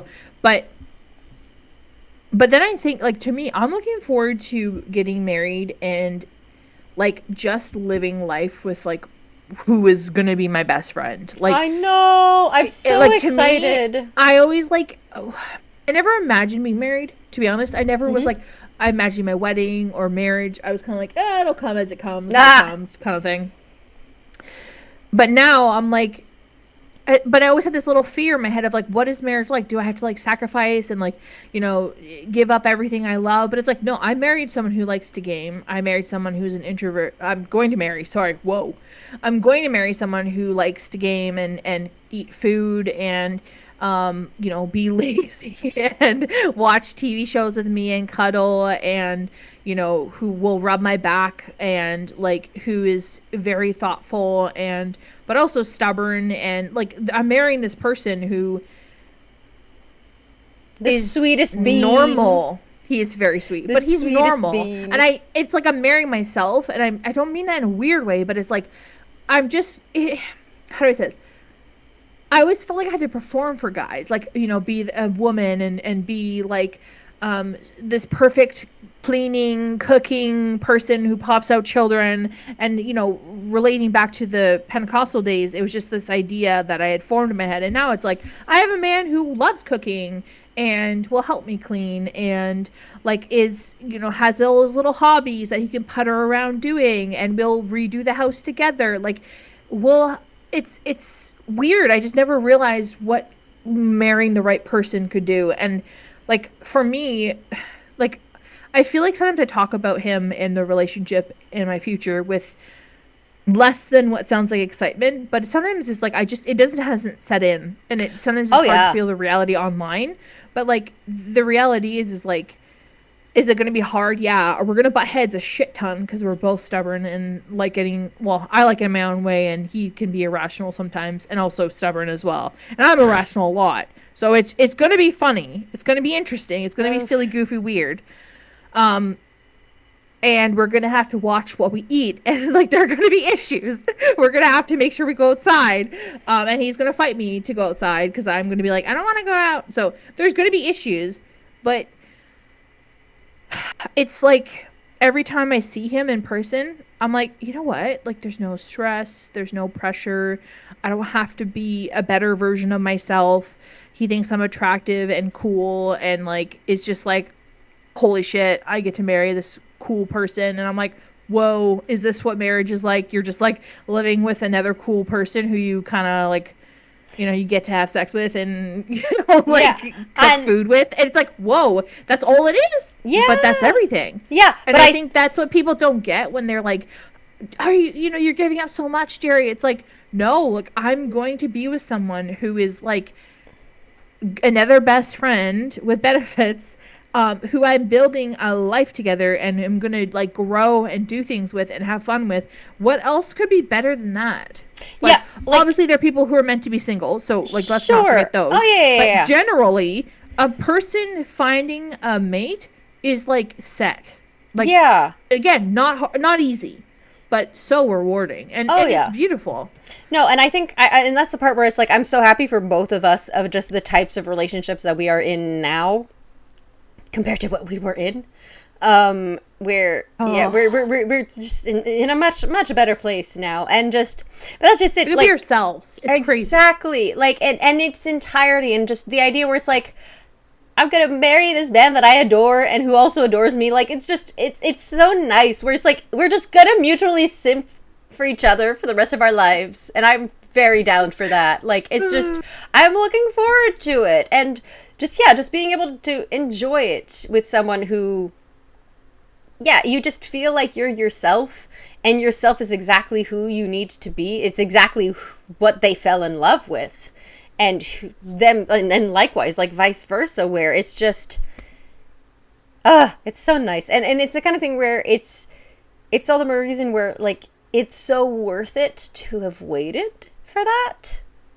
To have waited for us to be in a place where we were the people we needed to be for them, and likewise kind of thing. Like there was a level, I think, of growth and just, you know, maturing and everything that I feel like, and I mean, like, and again, relationships can be at any age ultimately, but I feel like there's a benefit of being older where you know yourself, what you want, and where you're going a little bit more. Or a lot more, all depending on who you are. And so do they, generally speaking. And you've been through a little bit more. You have a little bit more experience, for better or for worse. And depending on what you've done with that experience, again, like, it just, it adds to it. And I think sometimes, like, and I feel like in our case, and like, not that it circumnavigates everything, because there will always be issues. But I feel like in certain cases, sometimes you're able to start on a sturdier ground than in other cases, because I feel like there's so many sometimes, like, and again, you can learn, like, certain lessons can be learned later on in the relationship, and you can build new habits and everything, and you can rebuild. But in certain cases, it's like, no, it's nice to know that we won't need to rebuild because we're able to build it from the get-go. And like, and again, it's like, it's no shade to people who will have to figure that out along the way. Like, there's nothing wrong with that, but it's hope that people will figure it out along the way. And if you can figure it out before, well, all the better, because then it can save you so much down the line of having to, because again, like, restarting is really complicated, especially with each other, because it's different when you've learned things with other people. That, yes, you carry baggage, but at least you got a fresh start, versus when you do it with each other. And again, there are certain things that, again, not everything can be fixed. Like, there are certain dents and bumps and bruises where you're like, that's going to leave a mark whether you like it or not. Where I got some marks. Well, but that's just it. But it's but you didn't, like, but you don't have those marks with each other. Like, and that's different. Where it's like, again, you can still acknowledge from the past, but it's not the same. You'll create new marks for sure. But I think like I agree with you in that for me and not for you as much, but I dated someone a lot younger than myself, and I'm now dating or engaged to someone who is a fully formed human. And I don't get me wrong, I loved my ex and always will in some ways. I appreciate him for what he was, but I appreciate and love that my fiance is a whole ass human with his own interests. Like, he's, as I said to you earlier, he tried sticky rice here. He had it before, but he had sticky rice here again when we went for Thai, and he was like obsessed. And so he went home and bought a steaming mask, and now he's doing the dumpling. Like, and he's like, I want to try new recipes. And so he has like his own life outside of me, and I don't think my ex did, and I don't think I did with my ex. My ex was everything. So well, yeah, or I'm just so happy that I'm like, this is how it's meant to be. I'm supposed to be an individual. He's supposed to be an individual. And we come together. Yes, we are one person eventually, but we're still these individuals who have to grow and like live life as our, like, he can't become everything that I am. No. Do I love him? Yes. But like, if he died, I have to figure a way, if he was everything to me and he died, I would just be able to, I would cease to exist. And that's what happened again. Like, not to bring up my ex so much, but that is what happened. Lessons are learned from that. Because it's like, absolutely, when my ex and I broke up, I ceased to exist for a while, and I had to learn to rebuild. And as you said, like, that's fine when you've rebuilt before you met them. But now that I'm with my fiance, I'm like, oh, thank God I went through that. I know what I need now. And like I want to say earlier, in terms of growth and maturity, I would never have gone out with my ex like 10 years ago. Sorry. I would never have gone out with my fiance 10 years ago. Like, exactly. I'm not so much into his type, but now I am, because I'm like, oh, I just love everything that you are. Yeah. Not everything, actually. Well, some things annoy me. But here's the thing. We kind of established. Annoying. No, but we kind of established, and I feel like that's the thing with. It's great. Not just women, but there are a number of people where, depending on who you are and your past and your just different issues, sometimes it's acknowledging, oh, my type is toxic. Like, that's the thing. Some people, that's. I like the mean guys, so yeah, I had to learn to be like, it's okay if he's nice to you. It's good that he's nice to you. Yes, okay, Joy? Yeah, exactly. Don't push him away. Oh, exactly. It's like he's a cinnamon roll who must be protected at all cost. Yeah, but everyone in my family and friends were like, "Don't." Exactly. Don't mess this up. But I think, like, coming back to the earlier point where you were saying, like, I think, yeah, like, what's very different for you is like you said, you're two individuals who can still come together, versus I feel like with your ex, what ended up happening is that you were so, like, codependent. Amorphous? Exactly. You were so codependent, and then when he started to try to become his own person, you lost each other in that, because you couldn't find each other back anymore. Like, that's just it. Like, he tried to find himself, but in a way that, like, it became a, like, one or the other type situation where you guys just didn't fit into each other. We were two, then we became one, and then he tried to become himself, which, you know, again, no hard feelings at all. I think that, like, again, the relationships like that are kind of doomed to fail unless you can grow together and separate and become your own two people. But yeah, I think you're absolutely right that, like, in this case, I had to like, with my current fiance, I had to retain myself through the past year. Like, that's what I had to learn, and what I still, and now I'm really needing to unlearn it a little and start to become more one, because I still hold myself too separate. But, you know, I overshot it a little bit. But, you know, I'm looking forward to... You overcorrect a little bit. Yeah, and I'm looking forward to that. In some way, I'm looking forward, and I'm also concerned, because to me, it's like, I don't want to mess it up. You know, I think this is a really good thing for me, but I also have a lot of anxiety and also fear and avoidance to a healthy relationship, because it's scary. And, like, you know, as most people think, will they really love me if they see me for who I am?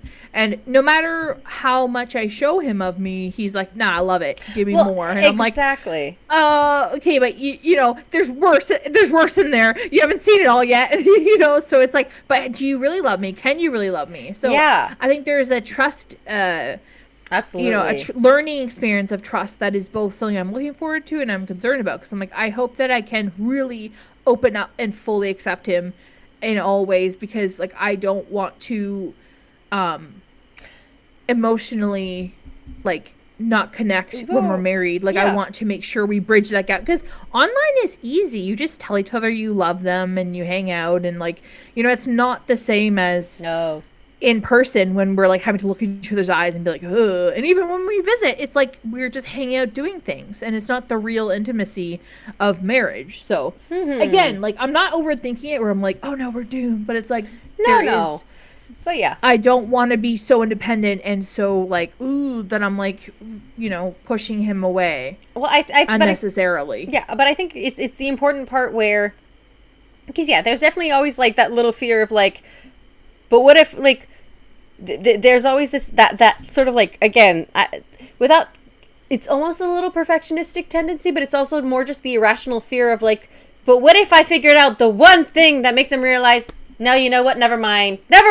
Yeah. I'm calling it all off. And you're like, no. And it's just knowing where you're like, it's very unlikely. Do you have that? Not anymore, I don't think. I get a sense. I'm like there was like a random thing that I said or did, and he was like, no, that's it. Well, like a little bit. Sometimes I think that. Well, yeah, like there are little things, or like especially just recurring things where I'm like, is this it? Is this going to be the time that he's like, nope, enough is enough. Too much, but I can't take it anymore. Yeah, but I think like there's a little like I think there's a little part of that that's healthy, of just being like, just like, again, that can be very pushed to the extreme and make you very, very insecure and push you to do very, very horrible things. But I think there's a little part of it where, and it's weird to say like there's a level of worthiness of it, but I think there's a part where again it comes back a bit to like the mutual simping, but it's not I don't deserve you. It's more of I can't believe I have you kind of thing, where it's the like, and it's best when it's mutual. It's best when it's mutual. He is definitely a simp, and I'm a little bit more standoffish in terms of like outwards affection. Like I'm good with physical. Like I'll hold his hand and kiss him and like be physically affectionate, but like speaking out, even saying like I love him and speaking well about him out loud publicly, it is hard for me, to be honest. I'm more of a mocking kind of affection kind of person. Yes, so but like it is still awkward for me, and it's even in texting him, I find it's hard. That is something I struggle with, full stop. Like no exceptions. Sure. But I mean like but here it's not necessarily something that you like. I mean, obviously like there's a level where it's definitely good if you can verbalize it to an extent, because it's nice that they know. But I think there's a part where it's like, if you in yourself you can be like, you view them and you're like, I'm lucky to have you. Like that's kind of thing where, you know, if that's how you feel about, and again, mutually, because you don't want to be in a position where it's like, oh, I'm a dick is what I'm starting to realize. Do you?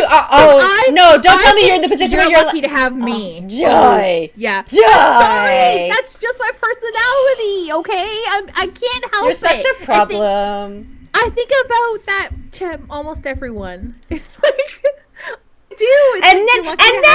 And then you wonder why so many people message you, and you're like, oh, why are you so obsessed with me? Joy, we've already told you need to stop being so great. Being vulnerable right now, okay?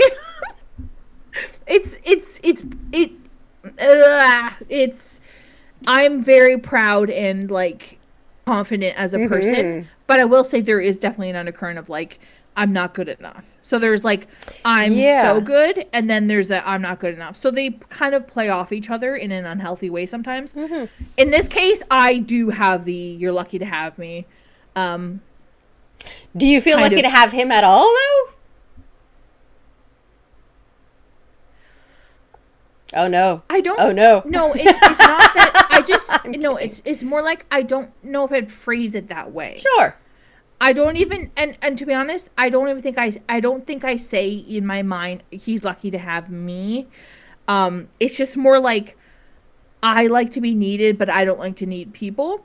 But I greatly enjoy having him around, and the way I say it to myself mentally is, I couldn't imagine a better person for me to marry, is how I view it. Like, I don't think anyone would fit me better as a person and be able to give me what I need and what I want, whether that's you know, willingly or not. Like, there are things that he does that I'm like, oh, but it like helps me also think about things other than how I think about them and stuff. Like, I just don't think about it as lucky or whatever. I just think, Yeah. Well, is it more? It's more practical. It's like I can't imagine who else. Okay, not like there isn't choices, but like, who else could I marry? He's perfect for me, really. Like, you know, he's nerdy. He cares about me so much. Like, it is like, he's such a simp, and I think that's what I need in someone. Is someone who's just like all out. Like, yeah, I'm all in for you, and that is like, I don't need anything else, and I don't think that there's a better person out there for me. Like, I you know what I mean? It's like, I don't know how to say it without like sounding like a total simp. No. Like, I think, you know, it's like, yeah, you're good. You're good for me. Yeah. You know? Well, I think for me, right. Yeah. Well, or it's for me, it's my life is so much better for having you in it. Ultimately, where it's the like, I like, at this point in time, it's the I don't want to know what my life would be without you kind of thing. I agree, and maybe not necessarily that deeply. I like my life with him in it. Yeah, and without saying that my life would be nothing without him, but it's the I love the version of my life that includes him. Like, that's just it. It's the I love this version of my life that includes him, and I love this version of my life that's gonna keep including him in the future. Like, I'm just like that. Like, see, to me, the romantic thing is I choose this life. Like, to me, I'm not as much like an emotional, like, affection person.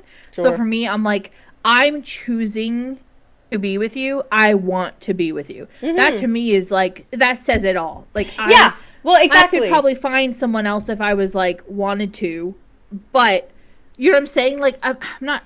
Yeah, I'm not saying this well.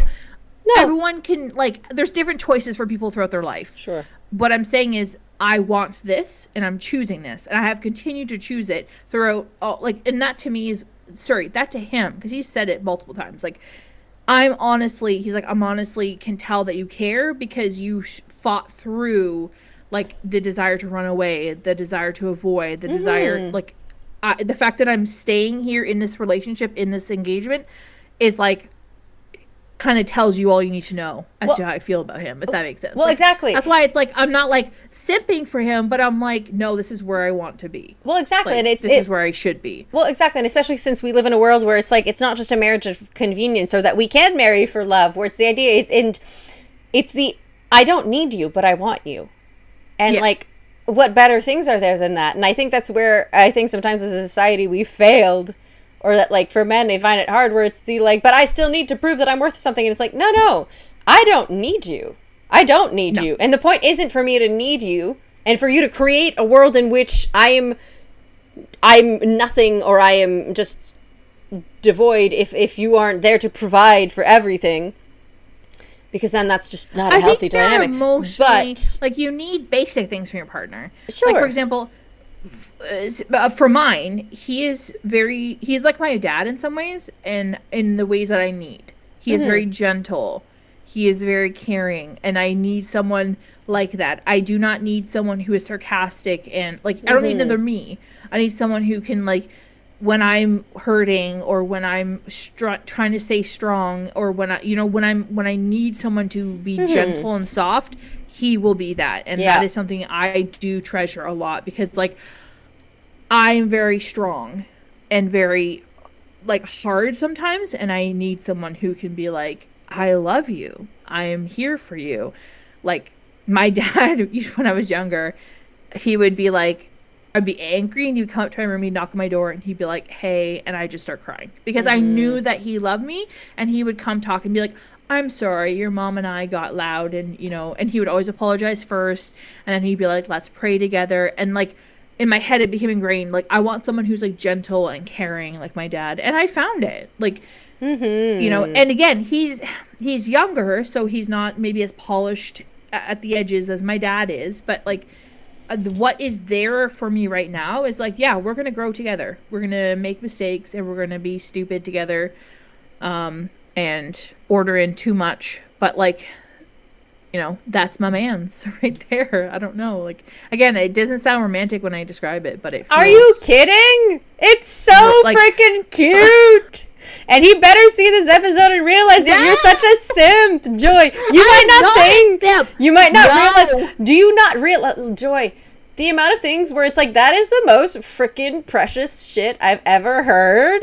And it came from you. Like, you don't realize how absolutely darling it is. It is so sweet. I might have to murder you. Stop.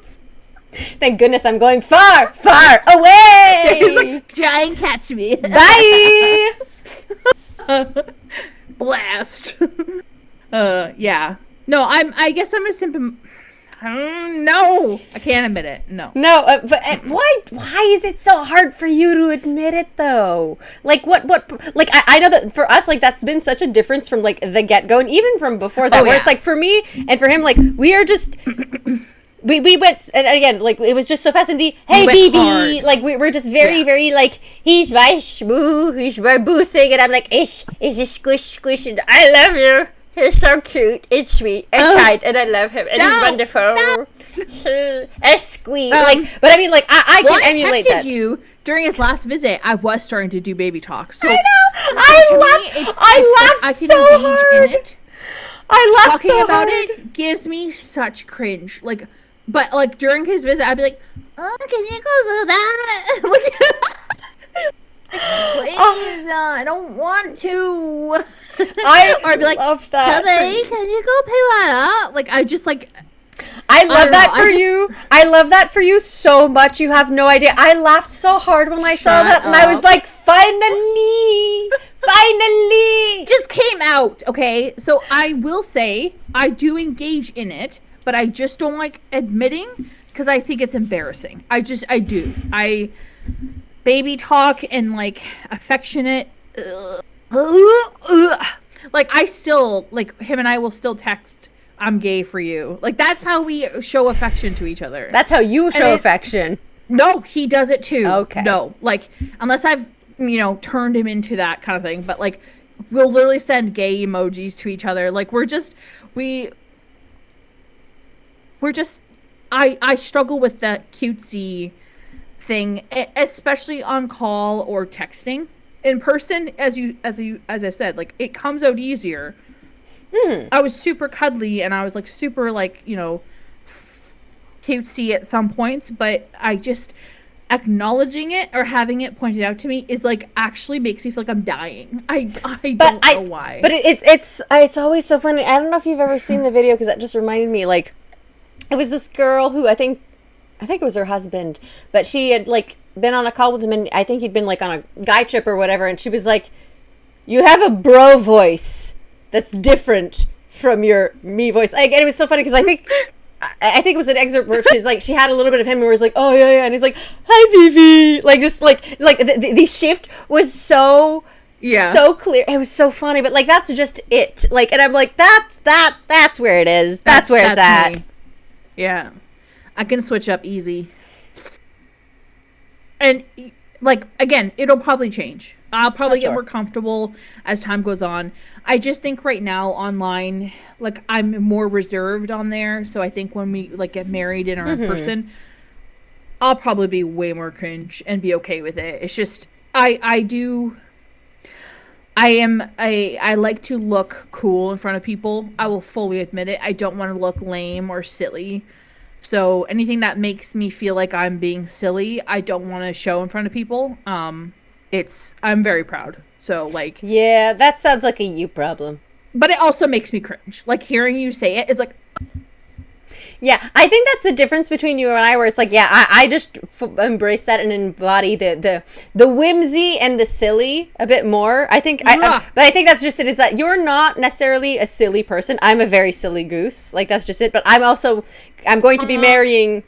Yep. Makes all the male goose go honk, honk. Exactly. But like, that's just it, where it's like, I'm gonna be marrying another silly goose. Like, he's such a goober, and I love that about it. Like, there are times where I'm like, oh my gosh, what is wrong with you? But at the same time, I'm like, but this is exactly what I wanted. I'm like, you asked for this. Right. I know, exactly. I'm like, there are moments where I'm like, could you be any weirder? But also, I love you. Like, there's this fondness that comes with it, and it's the knowledge of.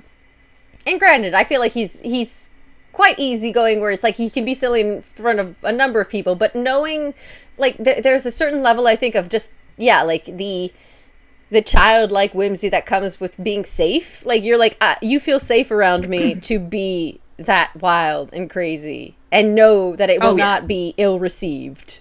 Basically, like to be able to pull that out of each other is a thing of beauty with him. Well, that's just it. It is a thing of beauty to be just like, because like, and again, like there's some people who are just silly like all the way around, and he's kind of that person still. But like, there's a degree of it that just is even more so with one another ultimately, and just there's just a safety to it and just a sense of freedom. A freedom of just, like, you're not walking on eggshells. You're not trying to impress them. You're just being whatever. And to have them look at you with hard eyes while you're in the midst of that is great. It's so great. You know, when you're just being an absolute buffoon and they still look at you, like, again, with just the biggest...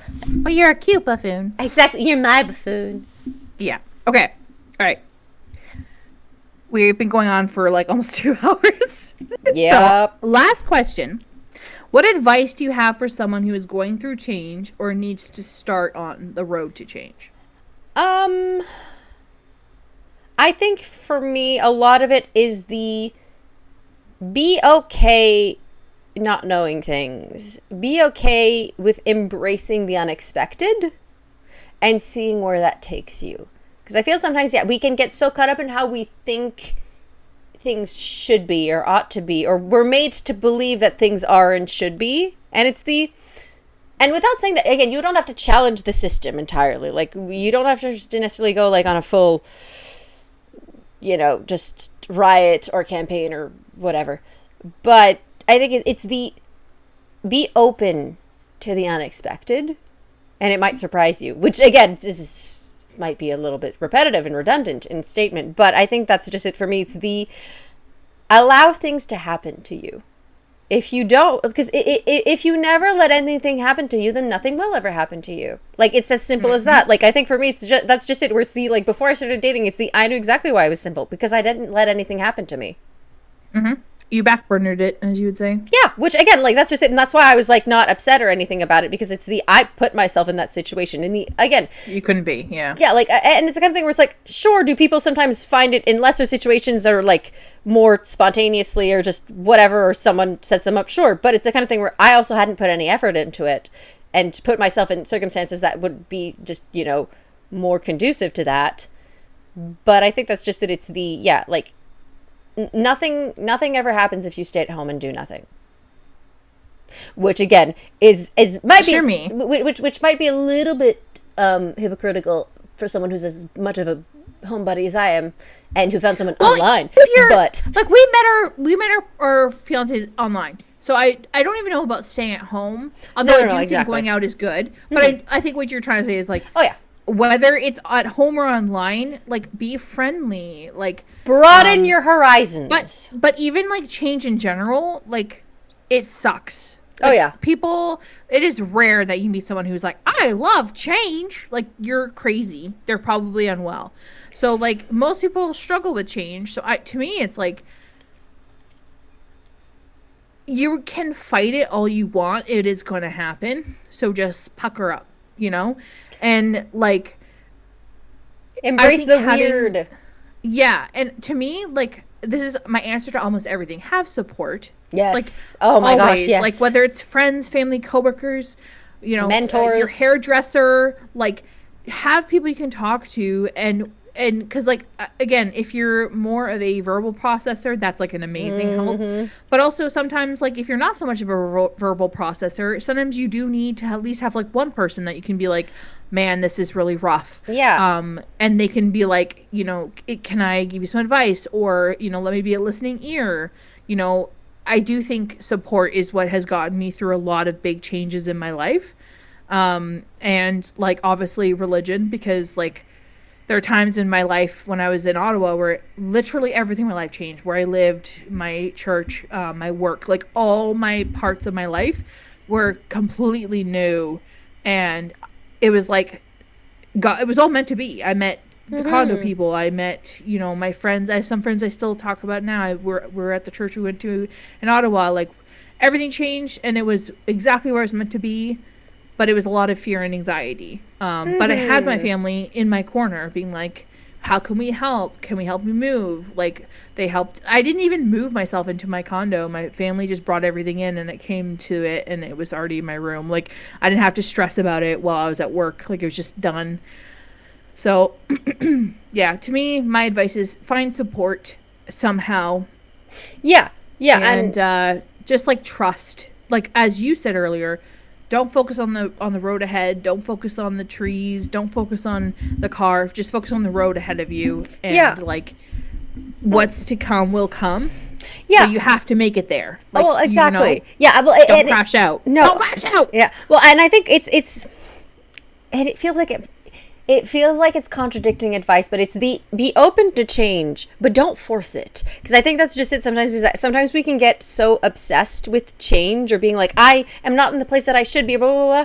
And it's like, sometimes you are exactly where you're meant to be, or sometimes you're like, no, you really need to be elsewhere, like, move on. Like, and it's not easy to know, but there's a level where at one point, don't try to define everything, because, like, sometimes when you're forcing changes, that you're waiting for this, like, big eureka moment that's not gonna happen. You're waiting for something that's not how it works, kind of thing. So it's the, like, and I think, well, sometimes you go through a lot of change because you're avoidant of actually settling or, like, actually having to face things. Sure. Oh yeah, exactly. So, oh like, yeah. some people just go through change because they can't face what they're trying to avoid. Yeah, because if they stop long enough, then they're gonna have to look at themselves in the mirror and go, uh-oh. Yeah, like, ooh. Yeah, exactly.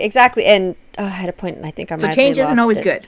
No, Sorry. Exactly. No, well, exactly. Like, and it's the try as best as possible to appreciate every step of the journey for what it is. For the ups and the downs. And, like, again, there are certain parts where you're like, there's nothing good about this. Yeah, exactly. Like, there are certain parts where maybe there might not be a lot of positives, but I think it's the try to be able to, appreciate every season for what it is when it is, because one day it's not going to be here anymore, and that's okay. But it's just to help yourself transition through the different phases of your life.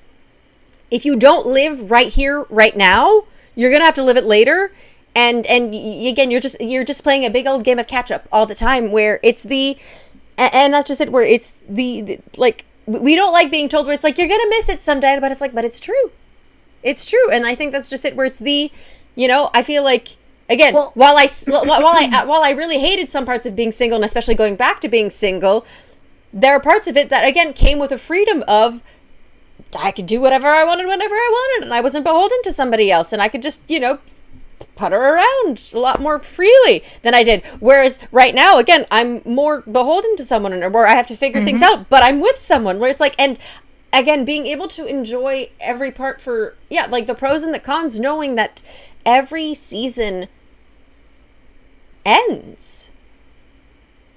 Ultimately, every season ends and every season moves on, but it's if you can enjoy it in the here and now, yes, you can miss it. Yes, you can maybe wish it was back, but then if you're able to enjoy each and every one, and especially the one you're currently in, you're not constantly being like, I have to go back, because you're still in something good. You can still see the beauty and the joy. And again, and if you can't, but it's not, let's go back. It's okay, how do we move forward? How do we move away? Like, to the next step. And I think in some changes as well, you do have to look back and grieve. When I moved from my old city to Ottawa, my mom especially was like, good riddance. Like, and I actually, I grew up in the house we were in. It was a massive 3-story house. It was my whole childhood. Like, so many events happened in that house. I grieved it, and it took me like a year, and I actually wrote a blog post about it, and I went through all the floors of the house, and I talked about the things that I did and saw in each room, and and just tried to encapsulate the feeling of living in that house in a blog post, because I actually would cry. Like, it wasn't that I was like, I want to go back, but it was like that was so precious to me those times, and I have to grieve that properly. And then now I'm like, oh, it's like I don't think sit here and like cry about it anymore, but I'm like, that was a great house, but I was able to move through that grief and move on by properly sitting in that, and like whether it's writing about it or talking about it. But there are some changes in your life where you're like, I know I need to go this way, but can we talk about what I'm leaving, because this is great and it's hard to like let it go. Well, and so I do think grieving is a big process sometimes. 100%. No, I definitely agree. And I think, it's the being able to, it's making sure, because I think that's just it, is sometimes something that holds us back is a lot of unprocessed and unresolved issues, but just a lot of grief. There's a lot of it where I think we just don't grieve enough as a general thing. I feel like there, and because we tend to view grief as like grief with a big G, and it's like same thing as like trauma with a big T. It's like there's small G grief. There's like literally to the point where it's like you can grieve the fact that you didn't get the perfect parking spot. You know, where it's like you had to park at the like you can grieve the fact that you had to park on the silence. Well, exactly. It's like you can have a moment of silence for the fact that you had to park on the other side completely of the parking lot because there was nothing close by. Like, it can be as simple as that. It can be as simple as that. But that is a grieving process. Like you can go through the 5 stages of grief just with that one, or 7, or whatever how many stages that there are of it. But like I think it's the grieve what has been lost and what is past. And also grieve what is currently going on. Like, that's just it. There's past grief and there's current grief. And sometimes there's also future grief. Yep. All depending. Like, as lots of grief. Exactly. There's a lot of grief. Like, I know, like that's just it. Like, for me, like, there's a grief of knowing that, again, I'm going to the other side. There's a grief of knowing seeing family and friends is not going to be an easy matter. Like, holidays, big life events. Like, it's going to be tricky. And I don't know what it's going to be like yet. So like there's a grieving process that has to happen. Again, I can't, especially when it comes to future grief, don't try to live it all right now necessarily, because you don't know how things are going to go down the line. So again, you don't try to preempt sometimes everything, because sometimes we try to live it all now. Same thing with worry, and it's like it's not worth it. But I think it's being cognizant that, like, sometimes it's without necessarily grieving for later, but it's being cognizant that future grief will be present ultimately. And it's the, like, again, focus on just dealing with your past grief, your current grief, and knowing that because with the knowledge that future grief is down the line ultimately. Exactly. Okay, for 2 hours. Yep. And this has been great. As always. Yeah, well, I hate to but we will literally talk forever because we like yapping. But this has been Gerry and Joy, Kaleidoscopic Chaos, talking about changes and our partners and what's coming ahead and what we're leaving behind. We have a lot of change in the next year, but we will try and do more podcasts as it goes, since Gerry will have some more time. So hopefully it's not just 2 a year. It would be nice if we kept in touch throughout, but if not, right, as we said earlier, like, whatever comes maybe this podcast doesn't last, but that's okay. Maybe we'll do one later in life together when, we have kids and more time are grown up, like later, our 50s. We'll be like the cool moms. Oh my gosh, a reunion podcast. A reunion podcast. Yeah. Oh gosh. So, like, who knows what this podcast holds, what our futures, well, we know kind of somewhat what hopefully our futures hold. Yep. But who knows what will happen really in that. So, I'm just glad that we had our time as close friends in the condo. We had our time, online, and, we are both moving into this beautiful future for each of us. Still connected, really. And just in different ways. Exactly. And remembering, we will always have Mexico. We'll always have Mexico. Yeah. No, I'm kidding. No, that was honestly one of the best vacations I've had. Likewise. Other than your meltdowns. Hey, meltdown, I was gonna say no. That it was. Never mind. There was a lot of growth from that one. It was very necessary. What happened, and we'll so many lessons learned. Oh yeah, and lives changed. For better, for worse. Yeah, for better for worse. But yeah, anyway, thank you all if you're still listening. Thank you all for listening to us, and our thoughts. Yeah, and we hopefully will see you semi soon. Hopefully, make no Hopefully. promises, but yeah, and yeah, by then the background will be different. Yes, much brighter and sunnier, and Well, not necessarily, because actually, you're going into winter there, aren't you? Yep, I am. Much rainier, and We'll see. We'll see. I'll be jealous. Okay, well, yeah, this has been us, weirdos. Love y'all. Bye. Bye.